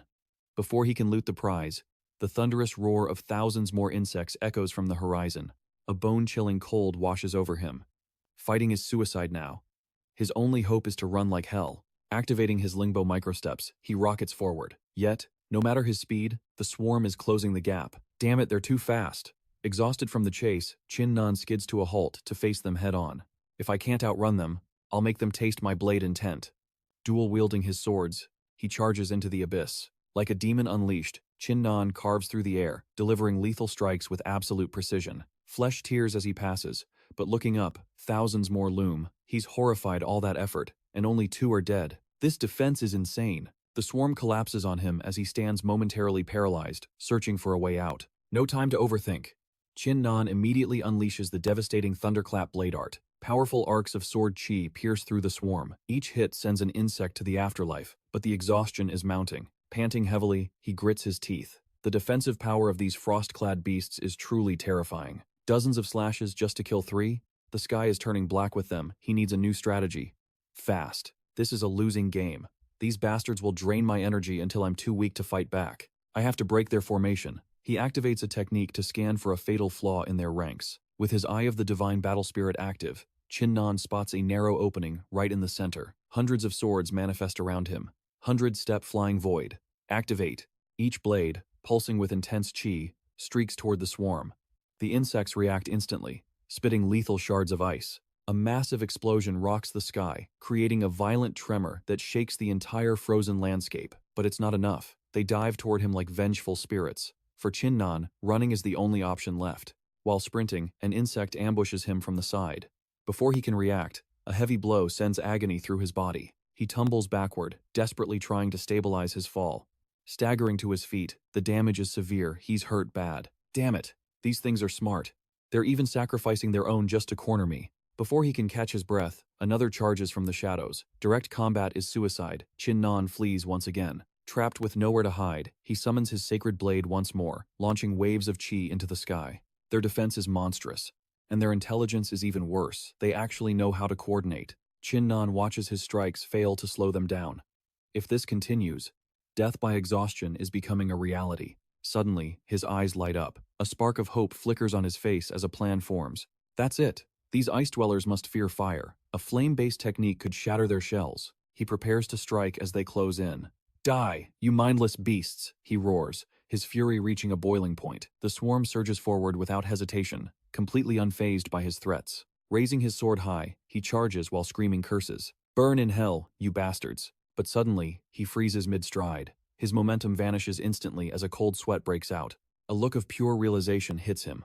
Wait, I don't actually know any fire techniques. Meanwhile, the buzzing insects roar closer. Qin Nan gulps, his lips trembling as he weighs his odds. Is it time to retreat? The 36 stratagems. Running is best. Activating the 8 steps of the Profound 100, he retreats while glancing back. Fire is their only weakness, but I'm empty-handed. With my current power, killing this horde is impossible. What now? How do I survive this? Suddenly, his eyes gleam with a wild, desperate inspiration. I've got it. I can create my own technique. I've been doing this since I was a kid. With my martial spirit and experience, forging a fire-based skill should be a piece of cake. Locked in thought, Qin Nan began evaluating his arsenal to forge a new path. His mastery of the blade was undisputed, making it the perfect foundation for a custom martial technique. Memories of past battles flickered through his mind, specifically the devastating Ice Mountain Slash. That single strike could summon howling blizzards with the power of absolute zero. By deconstructing the core principles of that frozen art, he saw a path to transformation. He would flip the element entirely, birthing a saber style fueled by infernal heat. As he sprinted through the brush, he began chanting the ancient incantation. My blade is my heart. Let the heavens collide and the eastern sun ignite the world in an endless sea of fire. Behind him, the swarm of toxic insects closed in, their wings emitting a sickening, rhythmic buzz. Sensing their murderous intent, Qin Nan whirled around to face the tide. He swung his blade in rapid arcs, desperately parrying the lead attackers. But the swarm grew thicker by the second, threatening to drown him in a cloud of chitin and venom. A stray crawler lunged toward his blind spot, but Qin Nan's instincts were razor-sharp, swatting the creature away before it could strike. It was a deadly feint. Another insect exploited the opening from the flank, slamming into him with the force of a runaway carriage. The sheer impact shattered his stance, sending Qin Nan spiraling backward through the air. He slammed into the dirt but immediately clawed at the ground, using the friction to stabilize himself and regain his footing. Standing tall, he channeled his inner chi into his dantian, focusing his spirit despite the buzzing death surrounding him. He gathered the essence of the world into a single point. He drew power from the mountains and rivers, refusing to retreat even as the insects swarmed over him like a living shroud. Just as the darkness of the swarm seemed to swallow him whole, brilliant rays of golden light pierced through the gaps. Qin Nan erupted from the mass, wreathed in roaring celestial flames. The blade is me, my heart is the edge, and today, my heart burns with the fury of the sun. In that moment of clarity, he grasped the ultimate truth.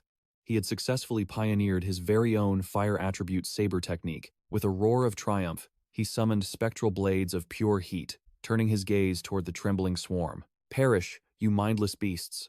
With a violent gesture, he unleashed his new power upon the blackened sky. Fire-gathering saber art exterminate. The flaming blades tore through the hive mind, incinerating every insect they touched. Witnessing the total annihilation of their kin, the surviving insects chirped in terror and attempted a frantic retreat. Chin-nan wasn't about to let them escape. "You dared to spill my blood, and now you think you can just leave? Stay and burn." These ice-affinity creatures were helpless against his flames, falling from the sky like a rain of charred cinders. When the carnage finally ended, he sat calmly atop a boulder to survey the battlefield and tally his spoils. Out of nearly 300 insects, he had only managed to salvage 40 intact cores. A meager haul, but it was better than leaving empty-handed. Still, it wasn't a total loss. Those 40 cores could be traded for 400,000 Xiantian pills. That translated to roughly 4,000 Martial King pills. He rubbed his chin, deep in contemplation. Longhu Mountain was a gauntlet of lethal beasts, and he was currently crippled, holding on to barely a fraction of his true strength. Pushing forward for the nine-turn flower in this state was a gamble he couldn't afford. One wrong encounter would be fatal. He immediately crossed his legs in a meditative posture, focusing his chi to mend his broken body before continuing the hunt. 3 hours drifted by in peaceful silence under the afternoon sun. Chin-nan finally opened his eyes, exhaling a cloud of turbid air as he finished his recovery. "My internal injuries are 60% healed. At 70% combat capacity, I have enough strength to move." Reaching the 5th layer of the Xiantian realm was enough to hold his own in Longhu Mountain. With no time to waste, he vanished into the trees. To make up for lost time, he activated the Lingbo steps, flickering through the forest like a ghost between the shadows. Standing on a high rocky outcrop, he consulted the map provided by Princess Meow Meow. Her directions were usually flawless. The nine-turn flower was supposed to be right here, yet the air was devoid of any spiritual fragrance. Something was wrong. Confusion clouded his face as a dark thought crossed his mind. Had someone else already reached this place and stolen the prize? The vast forest stretched out before him, a daunting task for any normal man. But Chin-nan activated his battle god's pupil to scan the terrain. He searched every nook and cranny with his divine vision, nearly giving up until his jaw dropped in sheer disbelief. Right there, a purple flower wasn't rooted in the earth. It was using its tiny stems to scuttle across the ground like legs. He lunged forward with a shout that startled the sentient plant. "So, this is where you were hiding." A smirk played on his lips as he remembered the lore. The nine-turn flower could take 9 different forms, deceiving almost anyone. Even with high-level ocular techniques, its mystical camouflage was nearly impossible to pierce. "I almost let you slip through my fingers. Do you really think you can outrun me now?" He sat down, trapping it with his presence. But as he focused on the flower, he failed to notice the massive shadow circling in the clouds above a predatory eagle. Suddenly, the beast tucked its wings and dove, talons aimed straight for his head. Chin-nan felt the sudden shift in the wind and looked up. Above, a massive eagle lunges, its razor-sharp talons aimed straight for the boy. Chin-nan swiftly dodges the powerful strike. The creature regains its stance, a black-feathered bird, a mid-tier demon general. At the 6th layer of the Xiantian realm, it guards the nine-turn flower, which suddenly tries to bolt away. Once spotted, the flower speeds up. Chin-nan immediately gives chase, reaching out to seize it. The black-feathered bird relentlessly pursues from above. Chin-nan glances back, annoyed. How persistent. It dives again, talons digging into the earth, but Chin-nan evades. He lands with a face full of fury. Instantly, he summons a blade wreathed in fiery internal energy. Chin-nan charges, unleashing the thundering blade technique. He lands gracefully while the bird is blasted backward. Never losing focus, Chin-nan rushes to grab the escaping nine-turn flower. Using the 100-step void flight, those tiny legs were no match for our protagonist. He stuffs it into his bag. High above, the black-feathered bird refuses to give up and dives for another assault. Chin-nan smirks, completely unbothered. Perfect timing. He engages in a fierce mid-air duel using his supreme techniques. As the battle intensifies, arrows suddenly whistle through the air from a distance. Both Chin-nan and the bird dodge, causing the arrows to miss. Startled by the interruption, the bird seizes the chance to flee. Chin-nan watches it fly away, shouting, "Damn it, there goes 50,000 Xiantian pills." Before he can catch his breath, several mysterious figures appear behind him. A man stands with folded arms, flanked by lackeys. "Hand over the nine-turn flower now." Chin-nan sneers coldly. "And if I refuse?" The red-haired man, oblivious to the danger, barks back, "Then die." Back in the Dragon Tiger Mountain where Chin-nan was hunting, he now faces these arrogant hunters. As the leader attacks, Chin-nan casually brushes him aside with a light tap. Somehow, That slight movement sends the man tumbling backward in a pathetic heap. His followers are stunned. The red-haired man scrambles up, clutching his cheek. How are you this strong? What is your cultivation level? Chinnan summons his blade. Trying to rob me without even knowing my strength? Ridiculous. He swings his sword lightly, making the man tremble. What do you want? Stay back. I am Dong Yuehao, the second young master of the Dong clan. He expected fear, but got none. Chinnan muses. So, one of the 4 great clans? No wonder he's so arrogant. But I don't care if you're the king of heaven. If you touch my things, you pay the price. He points his blade at the man's head, voice cold as ice. Dong Yuehao? Never heard of you. You scared off my bird and cost me 50,000 pills. Pay up, or I'll cut you down. Despite his fear, Yuehao tries to threaten back. You don't know me? You must not be from the 4 clans. Don't you know the Dragon Tiger Mountain is under our protection? No outsiders allowed. Getting louder and more agitated, he continues his desperate interrogation. Sneaking in here is a direct provocation to all 4 great clans. Chinnan sighs at his delusion. What arrogance. This mountain was created by heaven and earth, not your family. Who are you to claim it all? And as for who I am, you aren't worthy of knowing. The blade presses against his neck, turning his face pale. Chinnan demands, stop wasting time. Pay up or die. Sweat pours down Yuehao's face as his body trembles uncontrollably. Yet he remains stubborn. You dare insult the Dong clan? You're a dead man. Chinnan closes his eyes in frustration. It seems you still don't understand the situation. Suddenly, screams and dust fill the air. The beating is so brutal the lackeys can't even watch. With a swollen face, Yuehao finally surrenders a bag of pills. I get it. Please, just stop hitting me. Seeing their leader crumble, the subordinates quickly empty their pockets as well. When the pills are gathered, the sheer amount actually surprises Chinnan. He watches them carry their useless leader away, evaluating the situation. These 4 great clans might rule the Luoxia kingdom, but they are nothing compared to the 4 great sects. These guys don't look like the Dong family's elite geniuses. Why are they carrying so many medicinal pills? Chinnan collects the loot and interrogates them. Yuehao, their leader, finally cracks and spills the truth. The 4 great families have completely seized Dragon Lake Mountain. They've mobilized a massive force of martial kings and Xiantian experts. Every disciple is packed with resources. Our horde is actually the smallest. Hearing this, Chinnan stares at the mountain of pills. A dark, tempting thought crosses his mind. He calls this little, if I can rob every single disciple from the 4 great families, I could pay off my debts and strike it rich. No, I am a righteous man. I cannot do something so wicked. Choosing dignity over greed, Chinnan prepares to leave. But first, he drops a final warning for Yuehao's crew. I'll spare your lives this time, but if you target me again, I will kill you all. Suddenly, a signal flare screams into the sky. It bursts into a brilliant light, broadcasting Chinnan's exact location. A 1,000-mile sound transmission talisman. A rare, one-time use spiritual treasure. Within 5 breaths, his coordinates are sent to every ally within 1,000 miles. Reinforcements are coming. Furious, Chinnan rushes back to finish him. But a sudden projectile streaks toward him, forcing him to stop in shock. Chinnan looks up and spots a deadly arrow whistling through the air directly at his head. He leaps aside just as the arrow strikes the ground with explosive power. Before he can recover, he senses another threat. A rain of arrows infused with a menacing purple aura descends from the heavens. He watches the sharp steel closing in.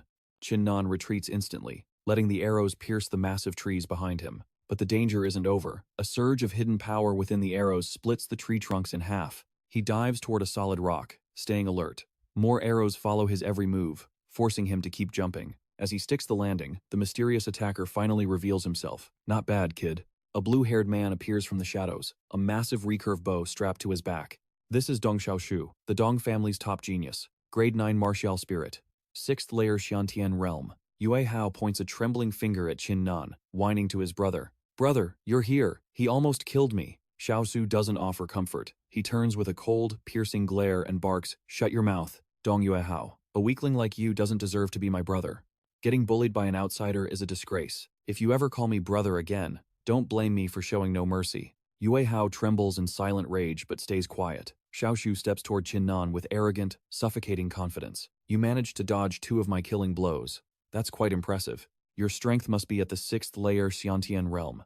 You're clearly no ordinary brat. State your name and sect. If your background is prestigious enough, I might just let you live.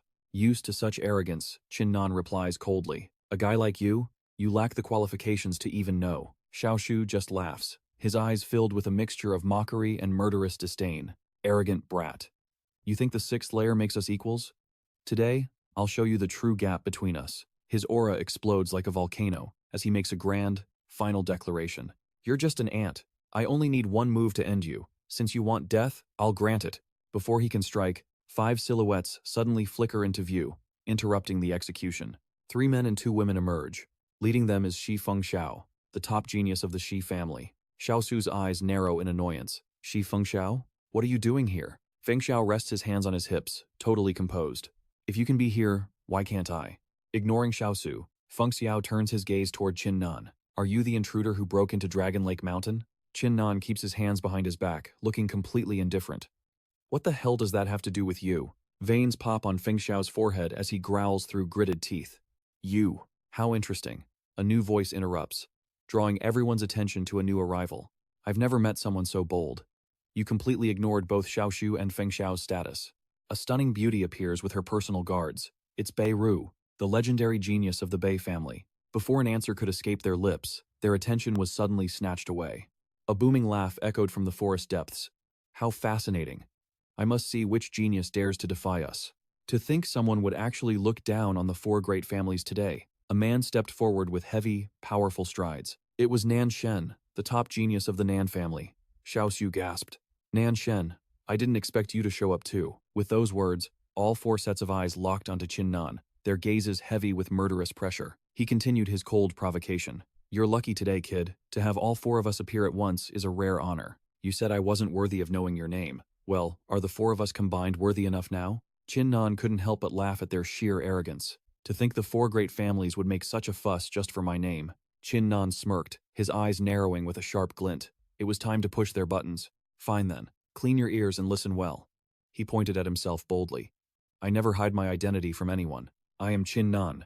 The moment the name left his lips, the 4 geniuses froze in utter shock. Xiaoshu snapped out of it first, his voice trembling. You're really Qin Nan? The fame of Blue Water City's genius preceded him. Qin Nan didn't hold back his sharp tongue. I didn't realize my reputation was so grand. Since you know me, things are simple. So, have you finally decided whether or not to kick me off Dragon Lake Mountain yet? Silence fell. They didn't dare act rashly against such a figure. Suddenly, Bei Ruo secretly activated her sound transmission jade. The jade quickly linked her to the other 3. She began to whisper urgently into the device, her voice laced with fear. Qin Nan is a super genius from the Xuanling sect. His background is far too powerful for us to provoke. Fengxiao frowned and replied through the jade. Then what? We just let him go? What about our family's dignity? Xiaoshu interjected with a sneer. I heard that in his match against Lang Feng, Qin Nan surrendered. How pathetic. His masters were devastated. His standing in the Xuanling sect isn't what it used to be, he told Bei Ruo confidently. Bei Ruo remained cautious despite his words. Even so, he is still backed by 2 martial ancestor powerhouses. Do you really think his legendary backers won't retaliate if we lay a finger on him? Xiaoshu's eyes gleamed with malice. Lady Bei Ruo, why the rush? I wasn't finished. We will let him go. Eventually. We can't afford to provoke the Xuanling sect or those martial ancestors directly, he admitted with a devious grin. But we shouldn't let him leave so easily. Bei Ruo frowned, confused by his scheme. What exactly do you mean? Xiaoshu didn't hesitate to reveal his sinister plan. We've already provoked him. If we just release him, he'll seek revenge. But if we hold him, we'll enrage his masters. So, why not strike a deal and demand compensation? He continued confidently. He's arrogant. If we extort him, he'll be too embarrassed to tell anyone.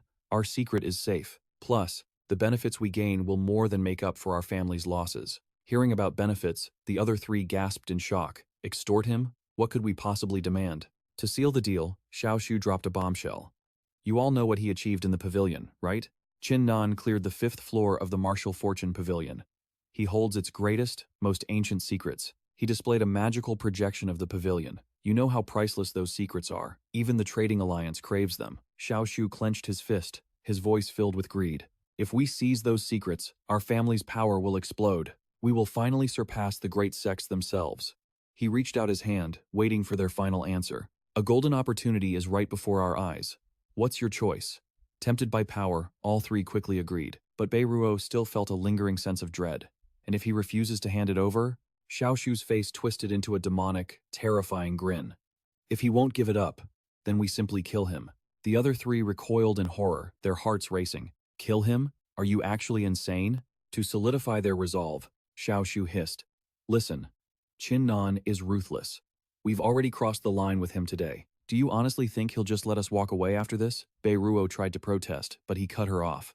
He will hunt us down one by one, he snarled. So, we must strike first and end him right here. Everyone, listen closely. I've heard rumors that Chinnan is a cold-blooded monster who never forgets a grudge. Today, we have truly crossed the line with him. Beiruo interrupted, unable to stay silent any longer.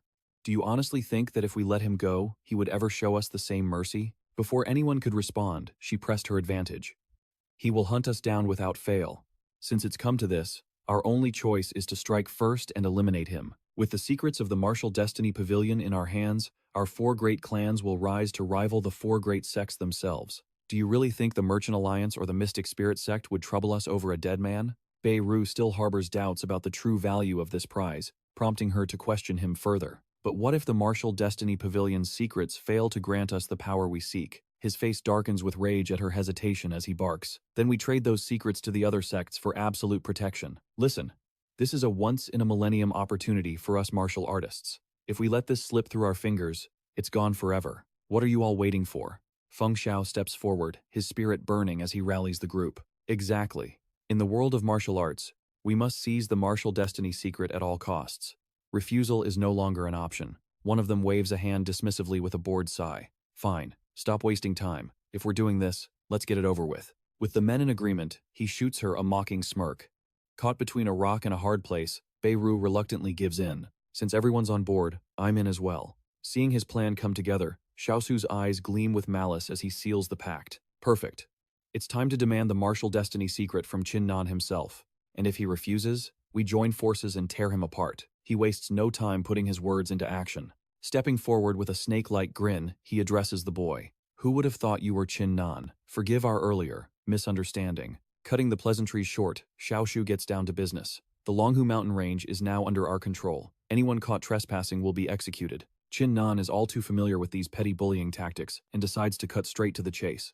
So that's it? The 4 great clans are teaming up just to take my life? He doesn't even bother to deny it, responding with a cold smirk. Against anyone else, we wouldn't hesitate. But you, Chinnan, you're special. Xiaosu slowly closes the distance, his voice dripping with false concern. That's why we've reached a compromise. Hand over something of equal value, and we'll let you live. It gives us a way to save face while showing mercy. Seeing through their disgusting greed, Chinnan's expression turns cold. And what benefit could possibly satisfy you? Xiaoshu drops the mask. Our terms are simple. Relinquish the secrets of the martial destiny pavilion. That is all we require. We aren't greedy. Chinnan feels a surge of disbelief as they trade away another's secrets like common goods. The martial destiny secret? Suddenly, Chinnan bursts into laughter, leaving Xiaoshu stunned. Fascinating. This is truly beyond fascinating. The laughter stops instantly. Chinnan's face hardens into a mask of pure ice as his voice echoes with authority. Even the Merchant Alliance didn't dare lay a finger on me. Yet you pathetic clans think you can rob me? Where does this delusional confidence come from? His aura grows darker, his words sharp as blades. Listen closely, Dong Xiaoshu. Hand over every single storage bag you have, right now. As for the rest of you, scram while I'm still feeling merciful. If I lose my temper, don't blame me for the consequences. Xiaosu's face turns beet red with humiliation. But before he can utter a word, Chinnan unleashes a torrent of scathing insults. What are you ing about? You abandoned your own brother because he was weak, severing ties for your own gain. That's heartless. And now you lead a mob to rob me? That's shameless. A man without honor like you is lower than a beast. If I were your father, I'd have died of pure shame by now. Pushed to his limit, Xiaoshu lets out a primal scream. I'll kill you. Die by the Dong family's dragon roar fist. Xiaoshu's eyes blaze with murderous intent as veins bulge across his forehead like crawling snakes. He drops into a low stance before launching himself like a predator at Chinnan. The surrounding crowd gasps in shock at the intensity. The legendary dragon roar fist. Even I couldn't survive that. Chinnan is finished. If he doesn't die, he'll be crippled for life. The handsome young lord scoffs with arrogant confidence.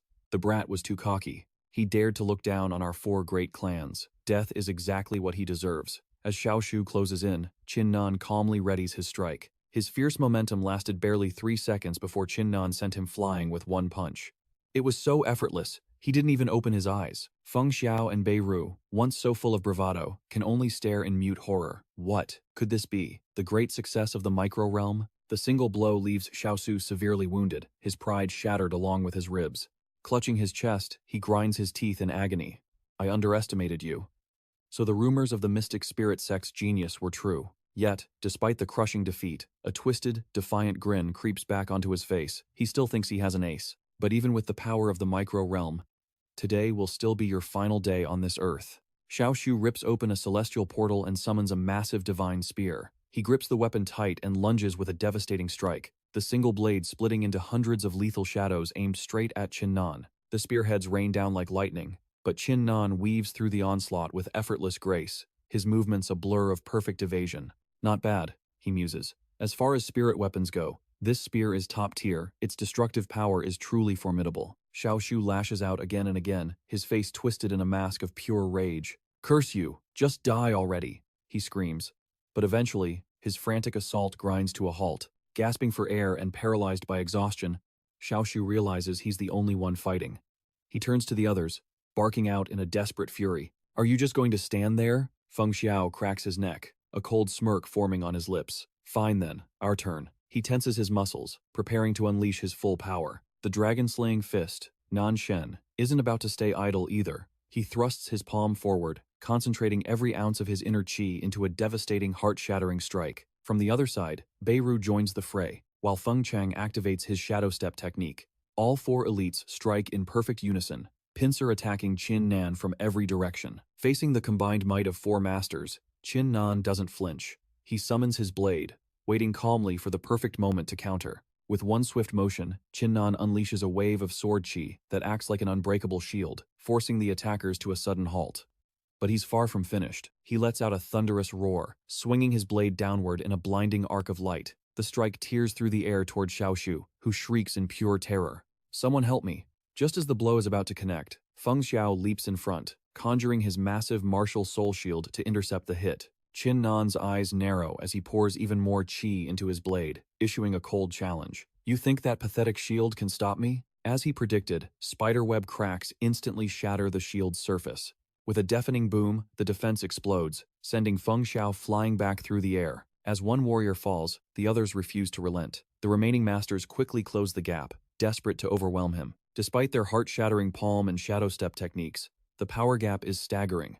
With a cold "begone," Qin Nan deflects them and lunges at the trembling Xiao Shu, roaring, seeking death. Refusing to go down without a fight, Xiao Shu desperately summons his final trump card, the 100-shot divine bow. He draws the string back with trembling hands, unleashing a rapid-fire volley of void bursts directly at Qin Nan's heart. It's a futile effort. Qin Nan deflects every arrow with a flick of his wrist, before retaliating with a sword wave that sends Xiao Shu reeling, coughing up blood. Seeing his ally fall, Feng Xiao immediately summons another high-level treasure, the Sun Moon Twin Rings. The artifact expands in midair, hurtling toward Qin Nan like a golden comet while he seemingly stands there, dazed by the assault. As the rings close in, Feng Xiao chants an incantation, binding Qin Nan tightly. What are you idiots waiting for? He screams. Kill him now! Nanshen, Beiru, stop standing around and unleash your ultimate moves to finish him. Shaking off their shock, Nanshen summons the Kingslayer sword, while Beiru conjures the abyssal glow of the sea underworld orbs. Even covered in blood, Xiao Shu joins the final assault with a crazed look in his eyes. Qin Nan, this is your end. Die! 3 legendary spirit weapons erupt with blinding power, all converging on the exact spot where Qin Nan is trapped. But the trap was an illusion.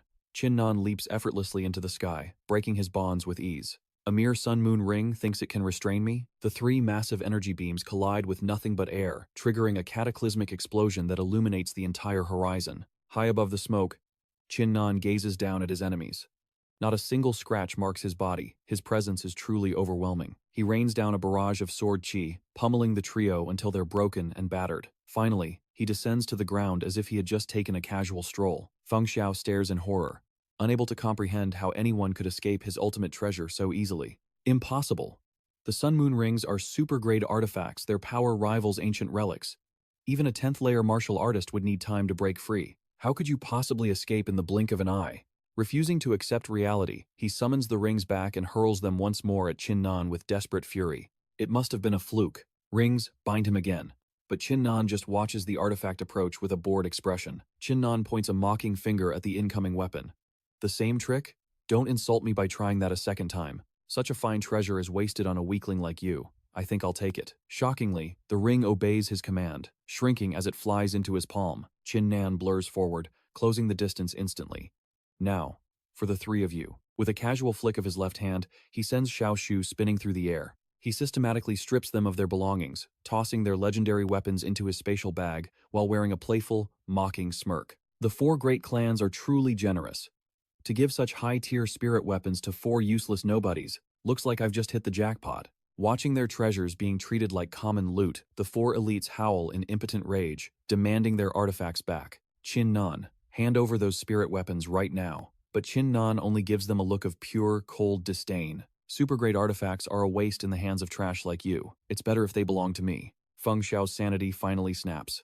All disciples, hear my command. Kill him where he stands, and reclaim the Sun Moon rings at any cost. Instantly, a swarm of disciples lunges forward, activating a massive formation that summons nightmarish beasts into the fray. Beirut refused to yield, commanding her soldiers to reclaim the spiritual aura as they charged with murderous intent. Qin Nan was instantly swarmed by a sea of low-level thugs. Unfazed, he focused his senses, unleashing the Thunderblade art, all-killing strike. The technique ignited, sending ripples of razor-sharp sword chi swirling around him in a lethal dance. A tidal wave of pressure erupted, violently blasting the attackers back. One by one, they were sent flying, utterly powerless against his might. Seeing the crowd crumble after a single strike, Qin Nan couldn't help but sneer. Is that all? Did you forget to eat breakfast? Where is your strength? Seizing the momentum, he drew twin blades and lunged forward to teach them a real lesson. Against me alone, all of you are still this pathetic. Trash nothing but a bunch of useless trash. Qin Nan danced through their ranks, mocking every clumsy move. Another wave rushed in, only to be sent reeling by his devastating kicks. This wasn't a war. It was Qin Nan's personal stage. He moved through the chaos with terrifying ease, his voice booming over the screams. Is this the best the four great families can do? With your pathetic strength, you're better off called the four great failures. Enraged, Nanshen unleashed his aura and charged head-on. You arrogant brat, I'll silence you myself, he roared, summoning his martial soul, the ancient primordial stone, into the sky. The massive monolith hurtled toward Qin Nan like a falling star. Below, the youth stood his ground, ready for the impact. Concentrating every ounce of strength into his fist, Qin Nan flashed a provocative grin.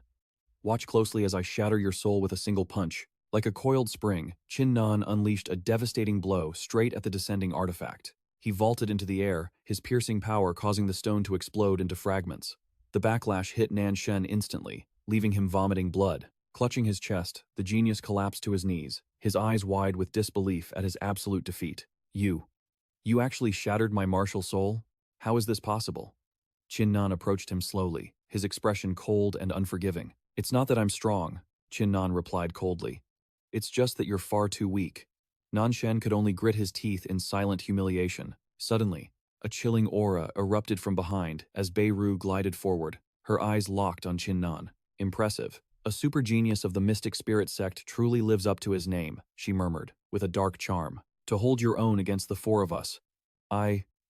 Simply magnificent. She swayed her hips, radiating a seductive, dangerous allure. I have a weakness for exceptional men. Only someone of your caliber is worthy of becoming my personal servant. Biting her finger playfully, she reached out a hand. Qin Nan, surrender to me. He scoffed. Me? Serve you? Do you even know the meaning of shame? Ignoring the insult, she moved closer, her voice dropping to a whisper as she analyzed the situation. I admit, your raw power is terrifying. At your peak, I wouldn't stand a chance against you. But look at you now, drained from battle and gasping for air, you are no longer a match for me. Pointing a slender finger at herself, she offered him one final choice. Be smart, Qin Nan. Submit to me while you still can. She leaned in, gently stroking his hair with a predator's touch. Become my loyal hound. The honey trap failed instantly. Qin Nan brushed her hand away with disgust. I told you you aren't worthy. Beirut's playful mask shattered, replaced by a gaze of cold malice. Then I suppose I'll have to break you my way. She dropped into a stance, channeling her inner energy until it exploded. A towering, grotesque martial soul materialized behind her, a haunting contrast to her beauty. A suffocating black mist flooded the area, its malevolent pressure heavy enough to make the spectators tremble. Realization struck Feng Xiao like a bolt of lightning. Damn it, Beirut used us all as pawns just to exhaust Qin Nan. Xiao Shu watched the towering phantom, his voice trembling at the sheer magnitude of its spiritual energy. The legends were true, he whispered. Beirut had indeed awakened a forbidden, ancient martial soul with terrifying abilities. This power can only be unleashed once in a lifetime, a soul-binding technique that enslaves the heart. Once it takes hold, The victim loses all reason, becoming a puppet bound by absolute, 100% loyalty to her. Feng Xiao's face twisted with envy. If she succeeded, Qin Nan's monstrous potential would belong entirely to the Bei family. If that happens, the Bei family will rise above us all, leaving the other three houses in the dust. We would become nothing more than their vassals. We cannot let her win, we have to stop her now. But Nan Shen and Xiao Shu were broken men, clutching their bleeding wounds. Nan Shen groaned in agony. Stop her? Qin Nan nearly killed me. I don't even have 10% of my power left. I'm no match for her. Xiao Shu wiped the blood from his chin, his spirit crushed. I'm in the same state. It's hopeless. Looking at his crippled allies, Feng Xiao slammed his fist into the ground. Damn it all. Nearby, Bei Ruo continued to channel her energy, unleashing a torrent of aura. She chanted the incantation. Above the 9 ascensions lies heaven. Beneath the 9 ruins lies the abyss. The martial soul seemed to feed on Bei Ruo's power as its eyes and mouth slowly wrenched open. She continued her ritual. Heaven commands the 4 directions in vast clarity. Earth rules the 4 corners in deep, spectral gloom. Its form was utterly grotesque. This martial soul was